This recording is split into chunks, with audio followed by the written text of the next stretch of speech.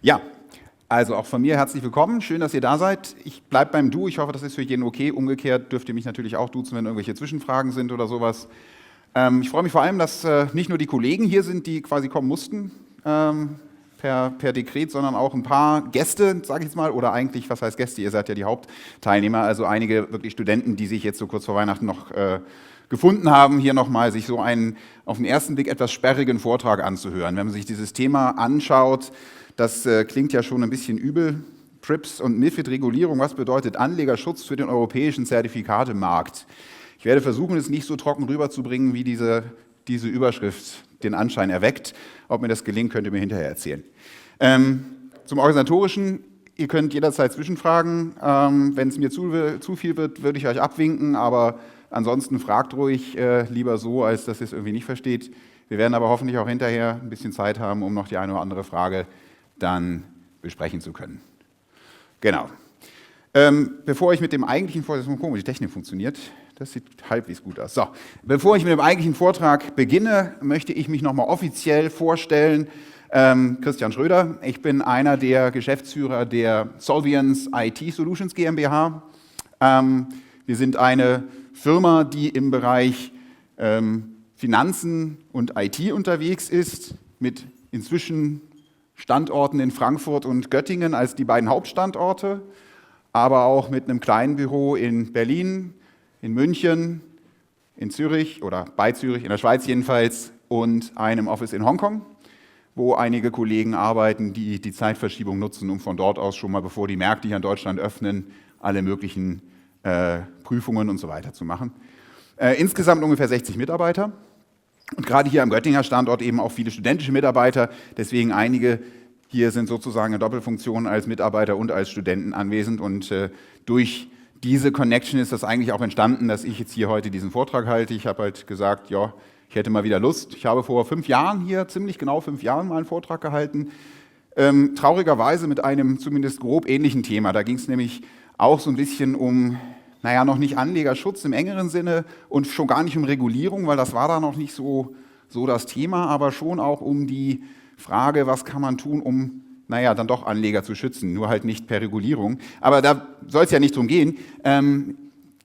Ich glaube, dass von denen, die hier anwesend sind, genau einer vor 5 Jahren da war.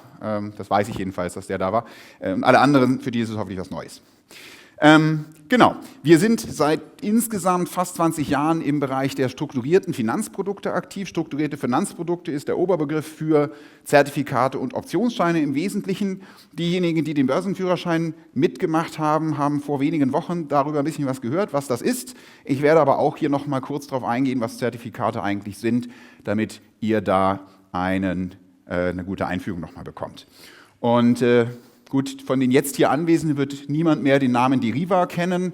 Der Standort Göttingen hier war nämlich ursprünglich eine eigenständige Firma, die ich damals mit 2 Leuten oder einer, eigentlich muss ich sagen, die ein Bekannter von mir, ein Kommilitone von mir, mit mir und einem Dritten zusammen gegründet hat. 2000, also deswegen die fast 20 Jahre. Und ja, der war damals hier gerade so als Student fertig geworden, hatte gerade sein Diplom in der Tasche und hat dann gesagt, lass uns doch mal in diesem Bereich was machen. Das ist irgendwie ein Wachstumsmarkt. Damals war das noch so ganz am Anfang und da hat er aber recht behalten, denn heutzutage ist dieser Markt der strukturierten Produkte ein Riesenmarkt, was Volumina angeht, Emissionszahlen angeht, etc. etc. Genau, also das einfach mal zur allgemeinen Einführung. Die Agenda für den heutigen Vortrag, ich habe das versucht in 4 Abschnitte zu unterteilen. Im ersten Abschnitt werde ich anschauen, warum überhaupt Anlegerschutz. Dann schauen wir mal in diese beiden Regulierungen, die ich da rausgepickt habe, MiFID II und PRIPS-Regulierung. Dann schauen wir, da wird es dann ein bisschen technischer oder mathematischer, je nachdem, da rein, wie eigentlich die Kennzahlenberechnung, die gemäß der PRIPS-Regulierung notwendig ist. Das erkläre ich nachher natürlich noch im Detail, wie die funktioniert. Speziell für strukturierte Finanzprodukte, das ist nämlich relativ kompliziert. Und im letzten Abschnitt schaue ich kurz nochmal, und das ist ja so ein bisschen das, was man vielleicht bei der Überschrift erwarten könnte, was eigentlich die Auswirkungen dieser Regulierungen auf den Zertifikatemarkt sind. Da gibt es noch nicht so wahnsinnig viele Informationen, weil das noch relativ neu ist, aber es gibt zumindest eine Studie, die ganz interessante Ergebnisse dann auch liefert. Genau, das ist die Agenda. Also, fangen wir an mit der Frage. Ich sehe übrigens gerade, dass meine hübsche graue Hinterlegung der einzelnen Punkte nicht zu sehen ist auf dem Beamer. Also stellt euch einfach vor, dass der Punkt, den ich jetzt als nächstes bearbeiten will, grau hinterlegt wäre. Das wäre jetzt der erste. Warum Anlegerschutz? Und die Frage ist natürlich auf den ersten Blick, ja, warum nicht? Denn natürlich, Anleger soll man ja schützen und will man ja schützen. Das ist ja erstmal wichtig und leuchtet jedem ein. Ja, das Problem ist, dass Anlegerschutz immer im Spannungsfeld steht mit dem freien Entscheider. Das heißt, wenn ich als Anleger der Meinung bin, ich möchte irgendein Produkt kaufen, dann möchte ich das tun. Und dann möchte ich nicht, dass mir jemand unter dem Deckmantel des Anlegerschutzes das verbietet. Das ist zumindest meine Meinung und das ist die Meinung vieler Marktteilnehmer. Es gibt aber eben die andere Seite und da geht es dann vor allem um Entscheider, die eigentlich keine Entscheider sind. Also sprich Menschen, die eben beraten werden und die vielleicht auch falsch beraten werden oder falsch beraten worden sind und die man mehr als vorher schützen möchte. Ob das jetzt mit den Maßnahmen, die ich hier erläutern werde, die in diesen beiden Regulierungen jetzt angeordnet werden, ob das damit klappt, das ist eine ganz andere Frage, aber das ist zumindest die Idee, die dahinter steht. Also deswegen dieses Konzept oder dieses Thema Anlegerschutz. Und wenn man jetzt ein bisschen in die Historie guckt, dann geht das Ganze zurück in die, sagen wir mal, das Ende des letzten Jahrzehnts. Ich habe das hier mal versucht, mir anzuschauen. Technik. Ja. So, und zwar Emissionszahlen in Deutschland gehandelter Zertifikate. Was heißt das überhaupt? Dazu komme ich später noch mal etwas genauer.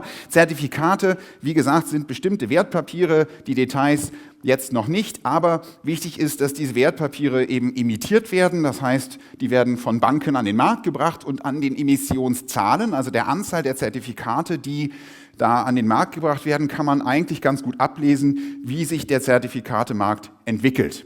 Oder wie er sich eben damals entwickelt hat. Und ich hatte gesagt, wir sind schon sehr lange dabei und deswegen habe ich aus unserer eigenen Datenbank tatsächlich mal diese Zahlen rausgefischt. Und wenn man hier schaut, dann sieht man, das ist so der Anfang, so die 2000er Jahre, genau da, wo wir eben gegründet worden sind oder uns gegründet haben. Und dann, wenn man sich das jetzt so anguckt, dann nimmt das hier ordentlich Fahrt auf. So die frühen 2000er Jahre, 2003, 4, 5 und so weiter. Und das nimmt hier doch dann einen Verlauf, den man mit ein bisschen gutem Willen jetzt so extrapolieren könnte. Ja, dann wären wir jetzt in 2017 irgendwo da oben. Tatsächlich sah das Ganze so aus. Also das sind echte Zahlen, das ist jetzt nicht ausgedacht, das sind echte Zahlen aus unserer Datenbank und ich glaube, man sieht recht deutlich, dass hier irgendwas nicht stimmt. Also irgendwas ist hier vorgefallen. Ich habe eine Idee, was? Also von denen, die nicht das Ganze schon gehört haben und von denen, die nicht bei mir arbeiten und die nicht vorhin den Vortrag schon mal angehört haben. Bleiben nicht mehr viele. Ja. Finanzkrise, genau. Tatsächlich ist das die Finanzkrise, die man da sieht, und zwar sehr deutlich. Was ist die Finanzkrise? Das ist inzwischen schon wieder ein bisschen in die Vergessenheit geraten, aber das war da ein ziemlicher Brecher. Eine weltweite Finanzkrise, die ihren Anfang überhaupt nicht im Bereich der Zertifikate hatte. Die Zertifikate hatten damit gar nichts zu tun, sondern das kam eigentlich aus dem Kreditwesen, genauer gesagt aus den sogenannten Subprime-Krediten. Das waren kleine Kredite, die gerade im amerikanischen Markt vergeben worden sind, viele aus einem Häuslebauer und so, dummerweise an Leute, die eigentlich gar nicht kreditwürdig waren. Und was man dann halt, das niedrige Bonität nennt man das dann, ne? Da steht's. Was man dann gemacht hat oder was die Kreditgeber gemacht haben, ist, sie haben das verbrieft. Das heißt, sie haben diese Kredite, die erstmal ja in den Bilanzen nicht so toll aussehen. Wenn ich so einen Kredit mit hohem Risiko vergeben habe, dann würde da erstmal jeder sagen, oh, okay, ist nicht so eine gute Geschichte. Ich kann die aber verbriefen. Das heißt, ich kann da jetzt irgendwie so Wertpapiere drumherum schnüren und das so ein bisschen hinter so einem Deckmäntelchen verpacken und diese verbrieften Kreditrisiken kann ich dann an den Markt bringen und wenn ich als Bank eine gute Bonität habe, dann werden diese Wertpapiere auch relativ gut bewertet. Das heißt, die werden mir wunderbar abgekauft, das ist toll. Die ursprünglich dahinter steckenden Kredite mit niedriger Bonität, die sieht man nämlich nicht mehr. Die sind schön in diesem verbrieften oder in diesem Mantel der Verbriefung versteckt. Und dann kommt der nächste Kunstgriff, nämlich eine sogenannte Fristentransformation. Diese Kredite sind ja sehr langfristig. Und wenn man so ein bisschen die Zusammenhänge kennt, dann weiß man, dass langfristige Kredite halt immer auch natürlich riskanter sind, weil je länger so ein Kredit läuft, desto höher ist das Risiko, dass der irgendwann halt ausfällt. Was man also gemacht hat, ist, man hat die dann sozusagen klein gehackt und hat die gegenfinanziert durch kurze Kredite, also kurzläufige Kredite, die dann natürlich auch wieder besser verkaufbar waren. Und mit diesen ganzen Maßnahmen hat man es im Grunde, also wenn ich sage Mann, dann meine ich die Banken, die zu der Zeit eben das gerade im amerikanischen Raum gemacht haben. Und ja, damit hat man es geschafft, diese eigentlich ziemlich faulen Kredite massenhaft dann zu refinanzieren und an Leute zu bringen. Und dann ist natürlich das passiert, was absehbar war, dass nämlich diese Kredite, diese Subprime-Kredite ausgefallen sind. Das heißt, die Leute konnten halt nicht zahlen. Das ist eben das Problem. Wenn man einen Kredit vergibt, dann hat man immer das Risiko, dass der ausfällt. Und ja, was dadurch natürlich entstanden ist, oder was dabei dann passiert ist, ist, dass die abgeleiteten Finanzprodukte dann plötzlich auch nicht mehr gefragt waren. Also sprich, diese kurzfristigen Kredite, die man daraus gemacht oder verbrieften Produkte, die man daraus gemacht hatte, die liefen ja dann irgendwann aus und die liefen viel früher aus als die langfristigen. Also ich habe vielleicht so 10, 20 Jahres Kredit für so ein Haus und habe das jetzt verpackt, ne, Fristentransformation in so einjährige Dinger. Das heißt, nach einem Jahr sind die ausgelaufen, das Geld ist zurückgezahlt worden und das andere Ende, der 20-jährige Kredit, der ist ja noch da. Das heißt, die Bank muss irgendwie das neu versuchen zu refinanzieren und muss den nächsten kurzfristigen Kredit versuchen zu verkaufen oder zu vergeben. Und ja, das funktioniert natürlich nicht, weil die Leute mitgekriegt hatten, dass das Ganze ein ziemlich faules Geschäft ist. Und damit hatten plötzlich diese Banken, die vorher eigentlich eine gute Bonität hatten, ein Riesenproblem. Sie konnten nämlich sich nicht mehr über diesen Weg refinanzieren. Und damit sind die Banken ihrerseits in diesen Strudel hineingezogen worden. Und das hat dann zu Milliarden Abschreibungen geführt bei diesen Banken, entsprechenden wirtschaftlichen Problemen. Und eine Bank, die da ganz vorne mit dabei war, waren die Lehman Brothers Inc. Und das ging dann tatsächlich so weit, dass diese Bank irgendwann insolvent gegangen ist. Und zwar am 15.09.2008. Und das ist etwas, das man sich nochmal deutlich auf der Zunge zergehen lassen muss. Das war undenkbar. Es gibt hier nicht hier in Deutschland, es gibt ja den schönen Begriff too big to fail.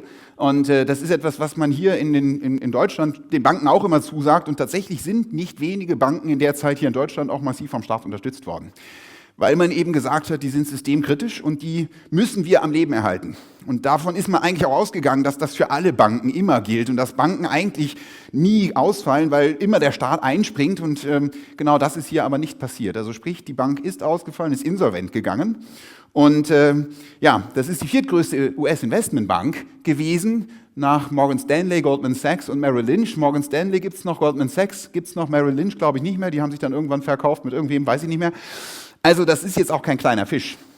Und wenn so eine große Bank ausfällt, dann hat das ziemlich massive Auswirkungen. Denn diese Bank ist weltweit vernetzt. Das heißt, da hingen dann plötzlich auch deutsche Banken mit drin, europäische Banken, die irgendwie wiederum da mit Krediten und so weiter und so fort.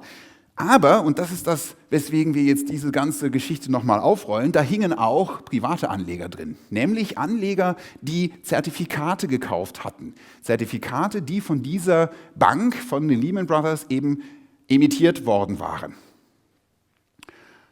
Ja. Und um jetzt den nächsten Schritt zu machen, müssen wir tatsächlich noch mal ein bisschen genauer gucken, was eigentlich Zertifikate sind, sonst verstehe ich nicht, warum das ein Problem ist.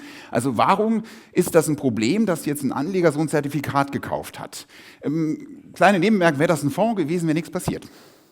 Weil Fonds wirtschaftlich oder rechtlich, muss man sagen, einen ganz anderen Stand haben. Zertifikate, da komme ich später zu. Das verrate ich noch nicht. Also, sprich, das ist eigentlich so die Historie, die man da kennen muss, um zu verstehen, was damals passiert ist. Und die Frage, was sind Zertifikate, die ist neulich im Börsenführerschein schon mal angeschaut worden. Und ich will es deswegen jetzt nur noch mal kurz wiederholen, weil ich nicht weiß, ob ihr alle da wart. Wahrscheinlich manche von euch tatsächlich.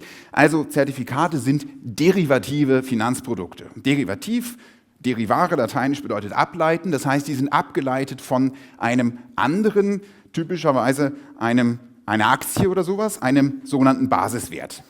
Das heißt, dieses Zertifikat, das kaufe ich jetzt zu einem bestimmten Preis X und irgendwann, meinetwegen in einem Jahr, bekomme ich einen Preis Y zurück. Und wie hoch dieser Rückzahlungsbetrag ist, das hängt letztlich mehr oder weniger direkt von der Entwicklung von einem Basiswert ab.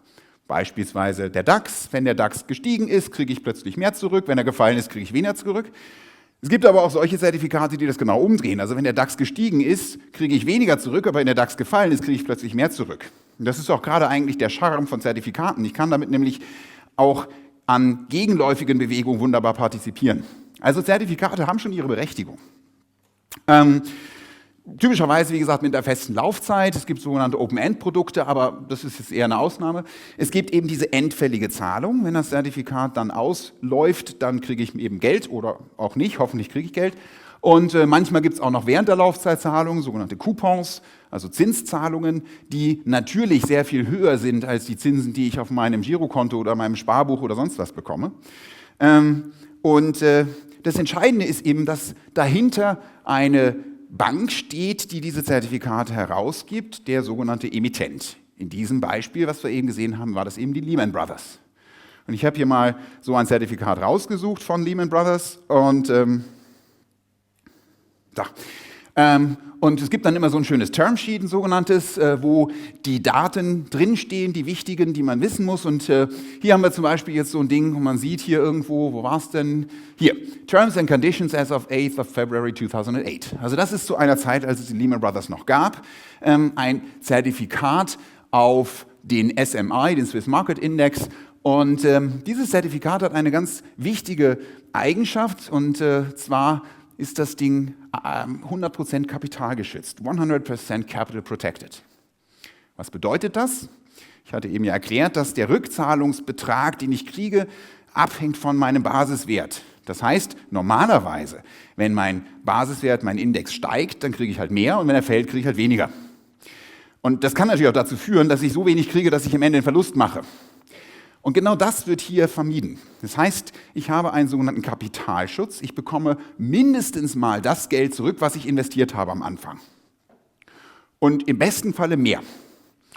Das ist jetzt kein ganz so guter Deal, wie es auf den allerersten Blick aussieht, weil wenn ich das Geld, statt es in so ein Zertifikat zu investieren, eben doch zur Bank gebracht hätte, hätte ich vielleicht 1% Zinsen gekriegt. Zur damaligen Zeit waren die Zinsen ja noch ein bisschen höher.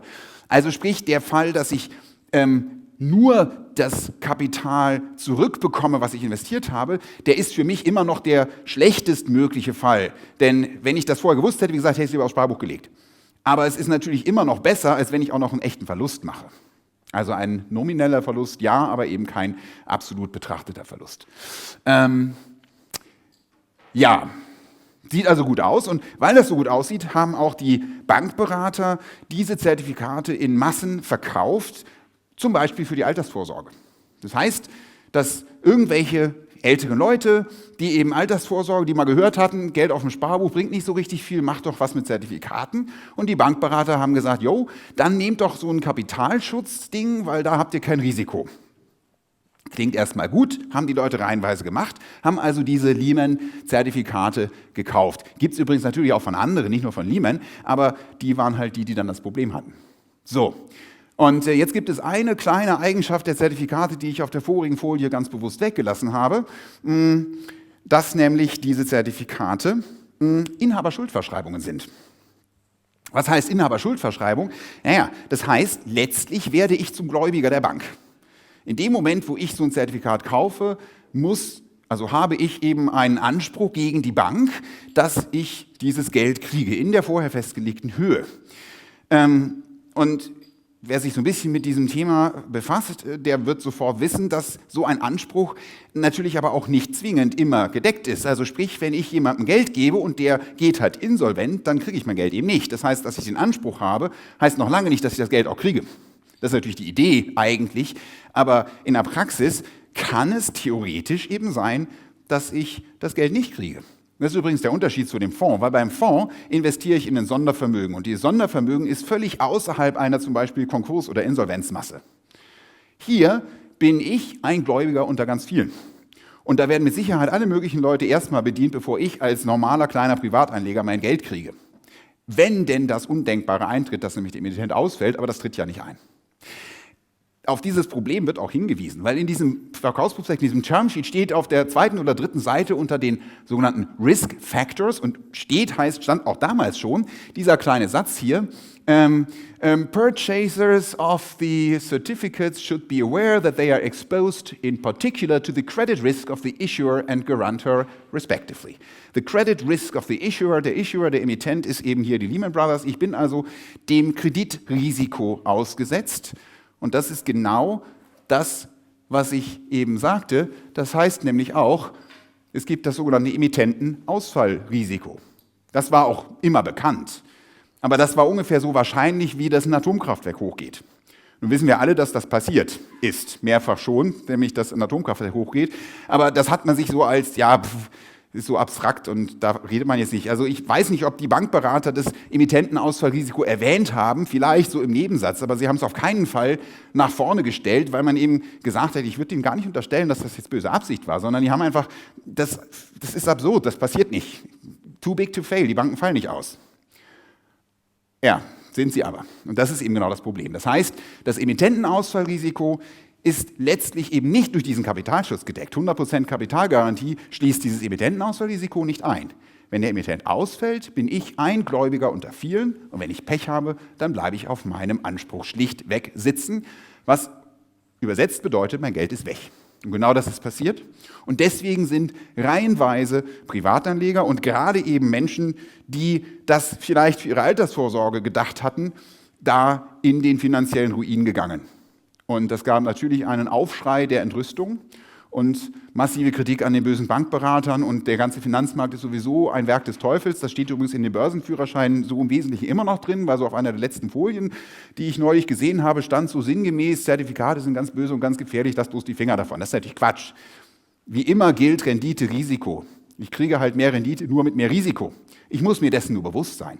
Und das war natürlich hier nicht der Fall. Also sprich, die Anleger haben nicht bewusst ein Risiko in Kauf genommen, um mehr Rendite zu kriegen, sondern sie sind in dem Sinne falsch beraten worden, aber auch da, wie gesagt, nicht mal mutwillig. Ist aber egal, passiert ist passiert. Und was dann als Folge kam, war natürlich ein Aktivismus sondergleichen. Da geht dann auch ganz viel Politik mit rein, weil man muss ja jetzt was tun, um die armen Anleger zu schützen. Und dann gab es eben massiv Forderungen nach einer stärkeren Regulierung der Finanzmärkte im Allgemeinen und der Zertifikateindustrie im Besonderen. Besserer Schutz der Anleger, insbesondere vor ungeeigneten Anlageformen, also solchen Anlageformen, die für diesen speziellen Anleger nicht geeignet sind, was im Grundsatz ja auch richtig ist. Denn tatsächlich muss man sagen, als Altersvorsorge ist ein Garantiezertifikat, zumindest ohne Diversifikation, also ohne, dass ich jetzt sage, ich habe ein Garantiezertifikat und zusätzlich habe ich noch Fonds und dies und das und das. Diversifikation ist dann wieder okay, aber alles Geld in ein Zertifikat ist natürlich das Schlechteste, was man machen kann. Und das ist natürlich eine völlig ungeeignete Anlageform für den Zweck. Was dann kam, waren Dokumentations- und Aufklärungspflichten und dann gab es die sogenannten Beratungsprotokolle und später dann die sogenannten Geeignetheitserklärungen. Ich wusste gar nicht, dass das Wort gibt, bis ich mir das nochmal angeschaut habe. Und wer heutzutage bei der Bank tatsächlich in der glücklichen Situation ist, ein bisschen Geld anlegen zu wollen und vielleicht zum Beispiel ein Zertifikat kaufen zu wollen, der muss tatsächlich irgendwie 20 Seiten Zeugs durchlesen oder zumindest behaupten, er hätte es durchgelesen und 5-mal unterschreiben, dass er auch wirklich weiß, was er da tut. Ob das jetzt dem Anlegerschutz zuträglich ist, das frage ich mal zu bezweifeln, aber das ist jedenfalls so das, was entstanden ist aus diesen Erfahrungen der späten 2000er Jahre. Und das ist im Grunde dann auch am Ende des Tages das, was in diese beiden Regulierungen gemündet hat, um die es jetzt im Weiteren gehen soll, nämlich die MiFID II und die PRIIPs-Regulierung, die beide auf dieses gleiche Ziel hinarbeiten, Anlegerschutz, also die Anleger mehr zu informieren, zu schützen vor Fehlanlagen, Falschanlagen, Anlagen, die ihrem eigentlichen Risiko-Rendite-Profil nicht entsprechen. Genau, das also die Antwort auf die Frage, warum eigentlich Anlegerschutz? Da ich gesagt hatte, ihr sollt einfach zwischenfragen, wenn es Fragen gibt und ihr nicht fragt, gehe ich davon aus, dass ihr entweder schon eingeschlafen seid oder alles klar war. Ja. Wie habt ihr den Tag in der Firma wahrgenommen, als ihr gehört habt, wie nimmt es weiter? Wenn ich das richtig weiß, gar nicht. Was unter anderem daran hing, dass wir tatsächlich, das ist jetzt so ein bisschen sozusagen der Blick hinter die Kulissen, als wir die Firma gegründet haben, waren wir noch irgendwie an der Uni. Das heißt, wir haben das so nebenbei gegründet, die Firma wuchs so ganz nebenbei und zu der Zeit war ich noch gar nicht täglich in der Firma. Wir hatten da schon einige ganz gute Kunden, aber das war irgendwie jetzt nicht so, dass wir das Gefühl hatten, oh Gott, für uns geht die Welt unter. Aber, und das ist, glaube ich, die viel spannendere Antwort auf die Frage, gemerkt haben wir es sehr wohl. Nicht an dem Tag, sondern dann in den darauffolgenden Monaten. Denn wenn man sich unsere Mitarbeiterzahlen anguckt, dann haben die ungefähr genauso einen Knick. Das heißt, wir haben Anfang 2009 so und so viele Mitarbeiter entlassen müssen, weil unsere Kunden zum Glück nicht pleite gegangen sind, aber unsere Kunden waren zu dem Zeitpunkt nicht unbedingt die Banken selbst, aber eben wiederum Datenlieferanten für Banken, weil wir sehr stark in dem Bereich Stammdaten unterwegs waren. Und die haben natürlich von ihren Kunden massiv Preis-Kostendruck bekommen, die sie uns weitergegeben haben. Und wir mussten tatsächlich dann an einigen Stellen massiv Kosten einsparen und Mitarbeiter entlassen. Also sprich, gemerkt haben wir es sehr wohl, nur nicht direkt an dem Tag. Trotzdem, so ein bisschen hat man halt schon gesagt, wow, das hätte ich auch nicht gedacht, dass das passieren kann. Okay. Der zweite Teil, da schauen wir jetzt ein bisschen mehr in diese beiden Regulierungen rein und das wird jetzt etwas trockener. Das ist sozusagen jetzt der juristische Teil von dem ganzen Vortrag. Aber ist trotzdem wichtig, dass man das mal gehört hat.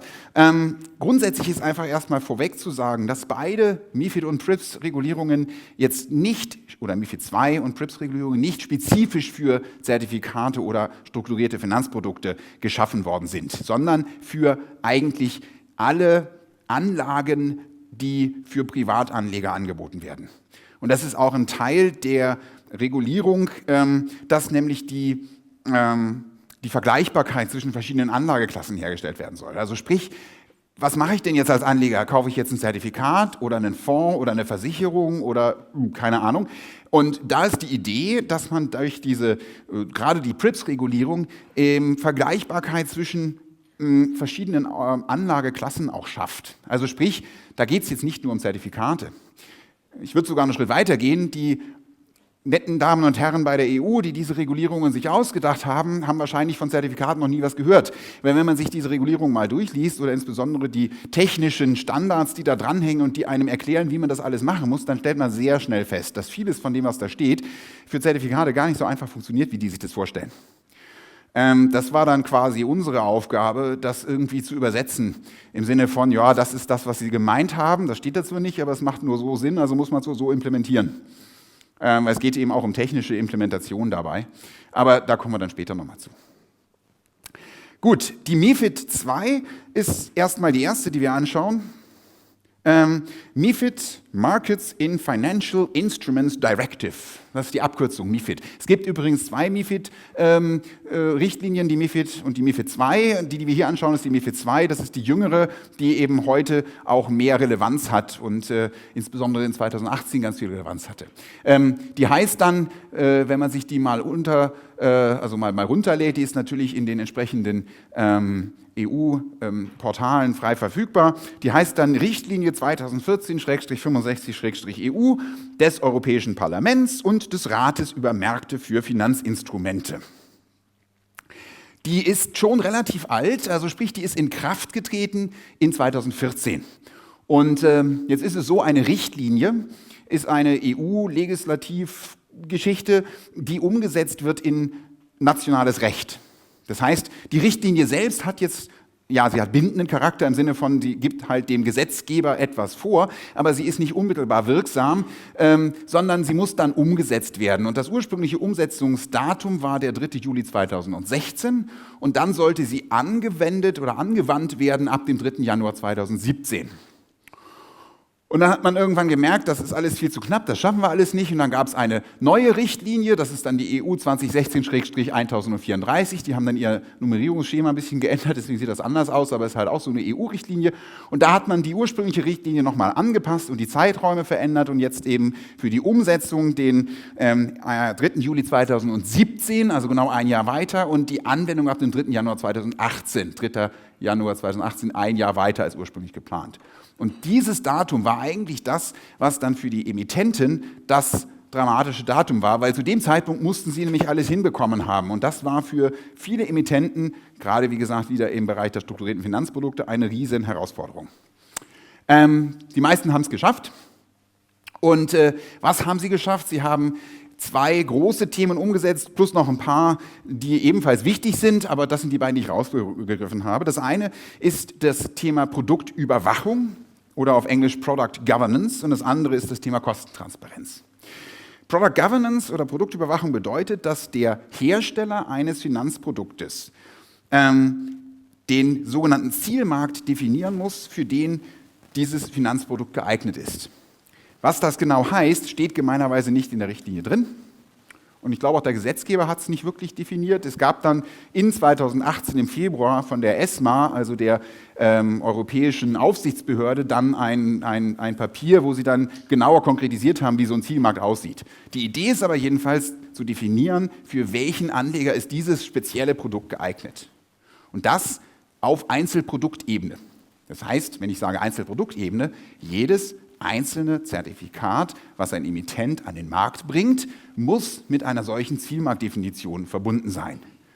Und ihr habt ja vorhin diese Kurve gesehen und auch wenn die dann so ein bisschen den Knick hat, die ist danach wieder angestiegen. Das heißt, heutzutage gehen jeden Tag, wohlgemerkt, ungefähr 20.000 neue Produkte an den Start. Von verschiedenen Emittenten natürlich, nicht von einem einzelnen. Aber für jedes einzelne dieser 20.000 muss so eine Zielmarktdefinition vom Emittenten vorgenommen werden. Die zweite Seite, die da eingebunden ist, ist der Vertrieb oder der Distributor. Der muss nämlich sicherstellen, dass die Kunden gemäß ihrem für sie passenden Zielmarkt, also der für sie passenden Zielmarktdefinition, dann auch nur die richtigen Produkte angeboten bekommen. Das heißt, der muss letztlich sicher, also eben das durchsetzen, was der Emittent irgendwie definiert hat. Und wenn der Vertrieb, beispielsweise der Oma, jetzt ein Zertifikat oder ein Hebelprodukt anbietet, ein hochspekulatives Produkt, dann ist das definitiv eben nicht gemäß dieser Zielmarktdefinition. Das ist das Thema Zielmarkt. Und das Thema Kostentransparenz, wie der Name sagt, da geht es eben darum, dass die Kosten, die mit dem Kauf oder dem Besitz eines Finanzprodukts verbunden sind, offengelegt werden müssen. Kauf oder Besitz. Zunächst mal, wenn ich ein Finanzprodukt kaufe, dann habe ich da bestimmte Kosten, meistens implizit mit im Preis, also sprich über die Marge oder, naja, Marge ist noch was anderes, also sagen wir mal über den Verkaufspreis finanziert der Emittent alle möglichen Geschichten, die er intern machen muss. Er muss ja seine Leute auch irgendwie bezahlen, Strukturierungsgebühren, Hedgingkosten, weiß der Geier. Natürlich auch eine Marge, er will ja Geld verdienen mit dem Ganzen. Aber auch wenn ich so ein Produkt halte, dann habe ich teilweise, je nach Produktstruktur, beispielsweise Verwaltungsgebühren, Managementgebühren oder Portfoliogebühren, Depotgebühren, alles sowas. Das sind alles Kosten, die gemäß der MiFID II Regulierung dann eben auch offengelegt werden müssen. Genau, wir schauen noch mal ein bisschen genauer in diese beiden Punkte rein. Das Thema Product Governance, das steht, ich habe mir das spaßeshalber mal rausgesucht, also dieses Ding, ich habe das mitgebracht, aber ich habe jetzt keine Zeit, wir können es nachher mal angucken, ist also irgendwie so, keine Ahnung, 150 Seiten stark, diese Verordnung da, beziehungsweise Verordnung ist es nicht, sondern diese Regulierung und die hat also so und so viele Abschnitte und Unterabschnitte und Unterabschnitte und ja, in dem sogenannten Titel 2, Zulassung von Wertpapierfirmen und Bedingungen für die Ausübung der Tätigkeit. Da gibt es jetzt ein Kapitel 1, da geht es um die Zulassungsbedingungen und Verfahren und darin gibt es einen Artikel 16, organisatorische Anforderungen. Super. Und da steht jetzt genau das Entscheidende, in dem Produktgenehmigungsverfahren wird ein bestimmter Zielmarkt für Endkunden innerhalb der jeweiligen Kundengattung für jedes Finanzinstrument festgelegt und sichergestellt, dass die beabsichtigte Vertriebsstrategie dem bestimmten Zielmarkt entspricht. Ich habe da einiges weggelassen. Wer mal so eine Verordnung gelesen hat, der weiß, dass das ein richtiger Spaß ist. Ich mache das aber jetzt auch nicht den ganzen Vortrag über, dass ich euch jetzt Verordnungs- oder sowas Texte vorlese, aber ich finde schon, dass man so ein bisschen mal gelesen oder gehört haben sollte, was eigentlich hinter solchen abstrakten Begriffen steht. Eben so ein riesendickes Werk, wo natürlich haufenweise Definitionen und solche Sätze drinstehen, macht keinen Spaß, das zu lesen. Das Zweite, was dem Zielmarkt oder in diesem Bereich Zielmarkt relevant ist, ist in dem Kapitel 2 des gleichen Titels, also Abschnitts, Bedingungen für die Ausübung der Tätigkeit von Wertpapierfirmen. Abschnitt 2, oh Gott, so schlimm. Ach so, feel free. Also Abschnitt 2, Bestimmungen zum Anlegerschutz und da gibt es den Artikel 24, allgemeine Grundsätze und Kundeninformationen und im Absatz 2 steht, Wertpapierfirmen, die Finanzinstrumente zum Verkauf an Kunden konzipieren, sorgen dafür, dass diese Finanzinstrumente so ausgestaltet sind, dass sie den Bedürfnissen eines bestimmten Zielmarktes von Endkunden entsprechen, dass die Strategie für den Vertrieb mit dem bestimmten Zielmarkt vereinbar ist und dass das Finanzinstrument an den bestimmten Zielmarkt vertrieben wird. Auch dieser Satz ist normalerweise so lang, dass er die Folie komplett gefüllt hätte. Ich musste ihn hier und hier ein bisschen kürzen. Ja. Ihr müsst es nicht auswendig lernen, aber wie gesagt, das ist die Rechtsgrundlage. Und dann kam eben diese besagte ESMA-Geschichte, der Leitfaden der ESMA. Wie gesagt, ESMA, die European Securities and Markets Authority, ist quasi die BaFin auf europäischer Ebene, wenn man so will, die eben im Februar 2018 die sogenannten Guidelines on MiFID II Product Governance Requirements mit dem schönen internen Titel ESMA 3543620, braucht ihr nur, wenn ihr es mal googeln wollt, die den herausgebracht hat. Und die hat jetzt die Kriterien zur Definition des Zielmarktes in dem Artikel 18 dieser Guidelines etwas, und nicht nur etwas, deutlich konkretisiert. Dass nämlich der Zielmarkt typischerweise definiert werden soll, indem man den Typ von Käufer, the type of clients, also ist es ein Retail-Client, ist es ein Professional-Client, sowas halt. Retail ist so die Oma, die halt ihr Produkt kauft, und ein Professional-Client ist eben jemand, keine Ahnung, wenn jetzt irgendein großes Unternehmen seine massiven Gewinne irgendwie in Geld, in Wertpapiere anlegt, das wäre dann eben ein Professional-Client. Dann gibt es als zweites dieses Knowledge and Experience Level, also sprich, ist das ein blutiger Anfänger oder ein absoluter Crack. Dann die Ability to bear losses, also sprich, ist er bereit, auch Verluste zu erleiden. Die Oma, die ihre Geldanlage macht, bestimmt nicht. Derjenige, der da Daytrading macht, bestimmt ja, weil das gehört halt dazu. Ohne Risiko keine Rendite. Kann also durchaus auch akzeptiert sein, muss aber klar definiert werden. Dann die Risk Tolerance, die so ein bisschen ähnlich in die gleiche Richtung geht. Wie risikobereit, risikoavers ist der Anleger letztlich. Und last but not least, die Clients, Objectives and Needs, also sprich zum Beispiel der Anlagehorizont. Ist das eine kurz-, mittel- oder langfristige Anlage, die der da verfolgt? Oder dann eben auch so Sachen wie Green Investment. Es gibt ja Leute, die wollen gezielt in irgendwelche ökologisch vertretbaren Anlageformen investieren. Und dann ist es wichtig, dass es einen positiven und einen negativen Zielmarkt gibt. Das bedeutet, in einem positiven Zielmarkt definiere ich explizit, für wen ist das Produkt geeignet. Ich kann aber auch als Emittent definieren oder als Manufacturer definieren, dass es für die und die Leute bestimmt nicht geeignet ist. Und man kann sich schon denken, dass, wenn man das explizit beides erwähnt, es gibt auch Grauzonen. Also ich kann als Emittent zwar sagen, positiver Zielmarkt so, und alles, was ich nicht explizit als positiven Zielmarkt definiert habe, ist implizit negativer Zielmarkt. Geht, kann ich machen, muss ich aber nicht. Ich kann auch sagen, ich empfehle es für die und die Leute, ganz bestimmt ist es nichts für die Leute, und die weder in der einen noch in der anderen Gruppe sind, ja, die können es kaufen, ich empfehle es halt nicht. Also das ist so eine Grauzone, die explizit auch zugelassen ist. Ja, schauen wir das mal an 2 Beispielen an, dass es ein bisschen plausibel wird. Das ist jetzt natürlich, also da steht in grün geeignet für und da steht in rot nicht geeignet für. Und ich habe mal gegenübergestellt und eigentlich hat es einen hübschen hellblauen Hintergrund. Was ist denn mit dem Beamer los zum Henker? Na gut, also Fonds kann sich jeder was darunter vorstellen, muss ich nicht viel erklären.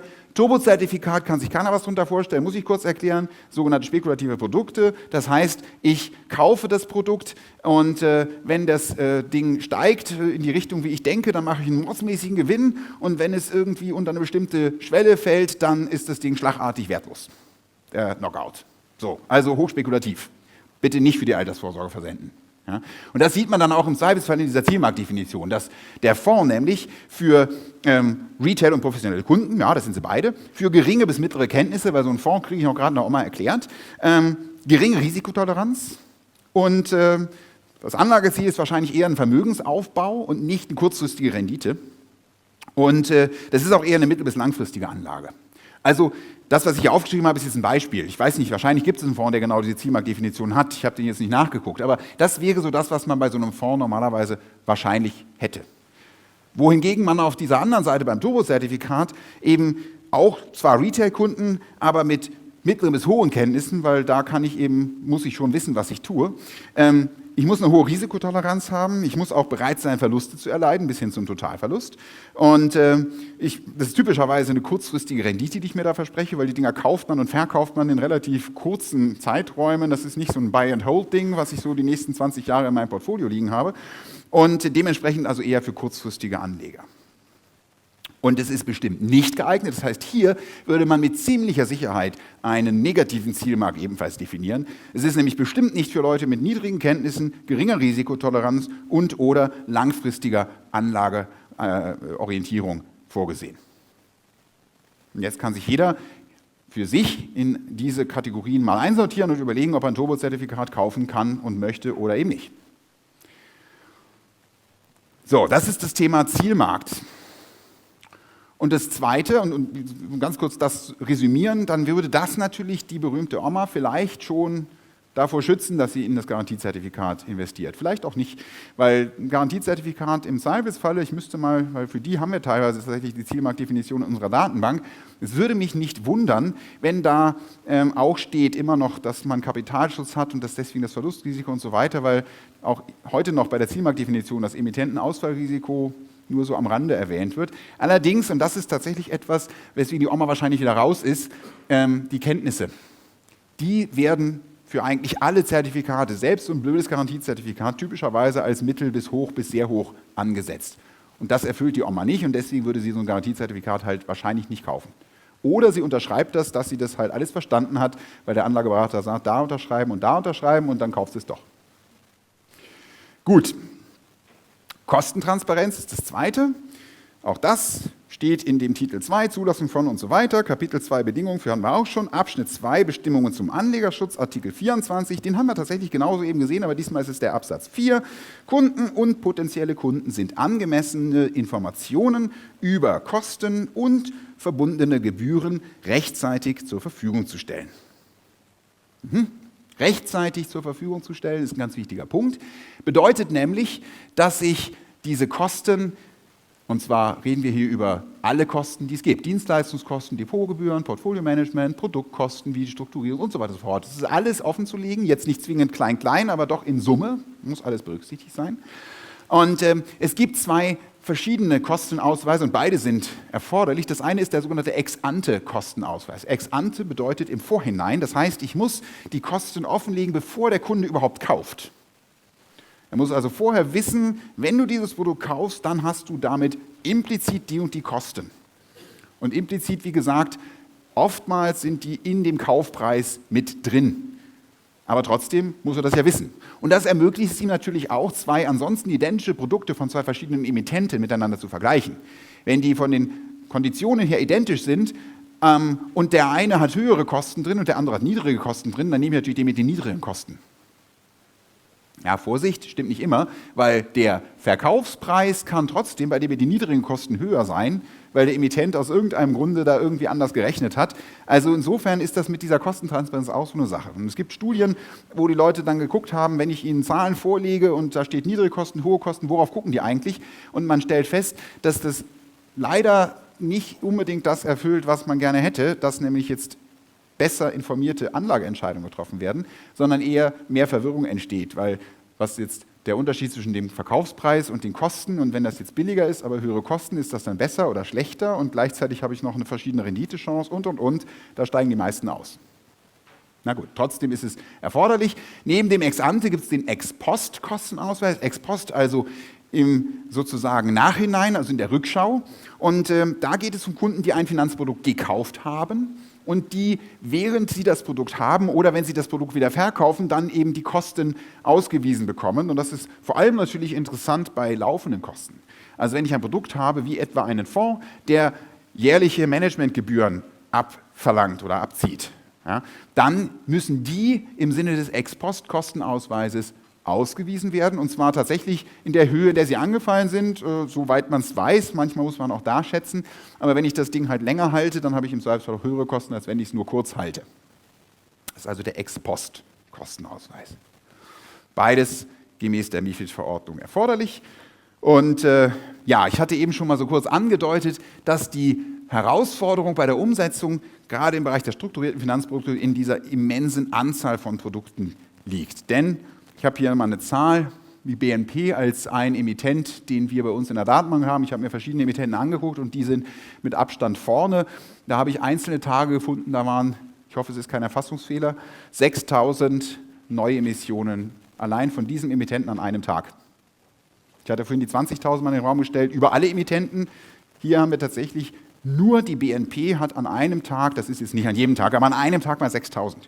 So im Mittel 2.000 circa pro Tag allein von der BNP.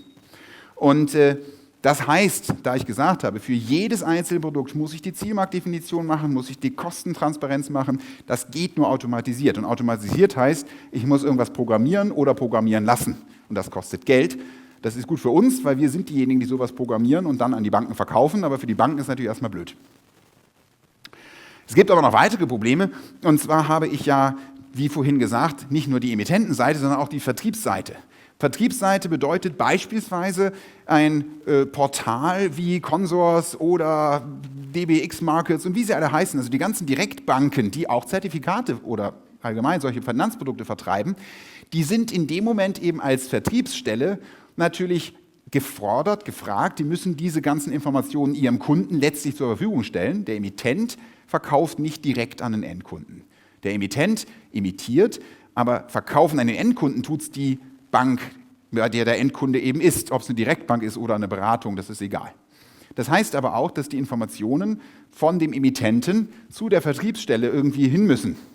Und jetzt gibt es Vertriebsstellen, die eben unabhängig agieren, also nicht an einem einzelnen Emittenten hängen. Die meisten übrigens sind so. Das heißt, die brauchen jetzt irgendwie von den verschiedenen Emittenten die Informationen. Und zwar möglichst in einem einheitlichen Format. Das ist natürlich etwas, was dem EU-Regulator herzlich egal ist. Es gibt nirgendwo in diesem ganzen Verordnungswerk irgendetwas darüber. Das heißt, dass der Markt selbst hier aktiv werden musste, sich erstmal irgendwie einen Standard ausdenken musste, das musste dann implementiert werden. Dann klappt es natürlich nicht, weil dann irgendwas falsch implementiert wird und. Also auch hier immens hohe Kosten für die Umsetzung und nebenbei bemerkt auch ein Grund, warum der Anfang 2018, auch wenn er halbwegs geschafft worden ist, für viele eben doch nicht so richtig geschafft worden ist, weil da sind die dann eben nicht fertig geworden mit dem Implementieren. So, das war jetzt ein Schnellüberflug über die MiFID-Verordnung. Ich hoffe, ihr seid noch alle gedanklich dabei. Jetzt wird es nämlich eigentlich viel spannender, weil die PRIPS-Verordnung ist die viel nettere. Da kann man nämlich ein bisschen was rechnen. Hier kann man auch was rechnen, aber das ist trivial. Bei der PRIPS-Verordnung wird es netter, weil, komme ich gleich zu. Die PRIPS-Verordnung, was heißt PRIPS? Packaged Retail and Insurance-Based Investment Products. Und wenn man sich das jetzt man kann auch die deutsche Übersetzung lesen, das ist wieder der deutsche Titel, den ich da drunter geschrieben habe, die Verordnung EU Nummer 1286/2014 des Europäischen Parlaments und des Rates über Basisinformationsblätter für verpackte Anlageprodukte für Kleinanleger und Versicherungsanlageprodukte. PRIP, wie gesagt, steht für dieses Package und so weiter. Heißt, wir haben alle Produkte im Fokus, die an Retail-Anleger, also Kleinanleger abgegeben werden. Hier geht es nicht um institutionelle, anders als in dem Thema Zielmarkt, wo wir eben auch institutionelle Anleger ja beispielsweise einem Zielmarkt zuordnen müssen, sonst macht das ja keinen Sinn. Hier reden wir ausdrücklich nur über Retail-Produkte, die irgendein Kleinanleger kaufen kann. Es sind verpackte Produkte, das heißt zum Beispiel nicht eine Aktie, sondern eine, packaged, also zum Beispiel so ein Zertifikat, das ist so ein verpacktes Produkt. Und Versicherungen.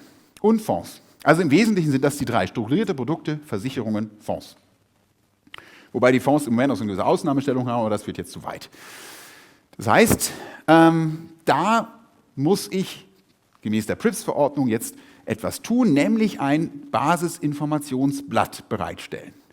Ein Basisinformationsblatt oder auf Englisch KID, Key Information Document. Ich zeige auf der nächsten Folie, wie das aussieht. Auch hier den Zeitplan in Kraft getreten am 29. Dezember 2014. Und jetzt, Vorsicht, das ist tatsächlich eine Verordnung, keine Direktive.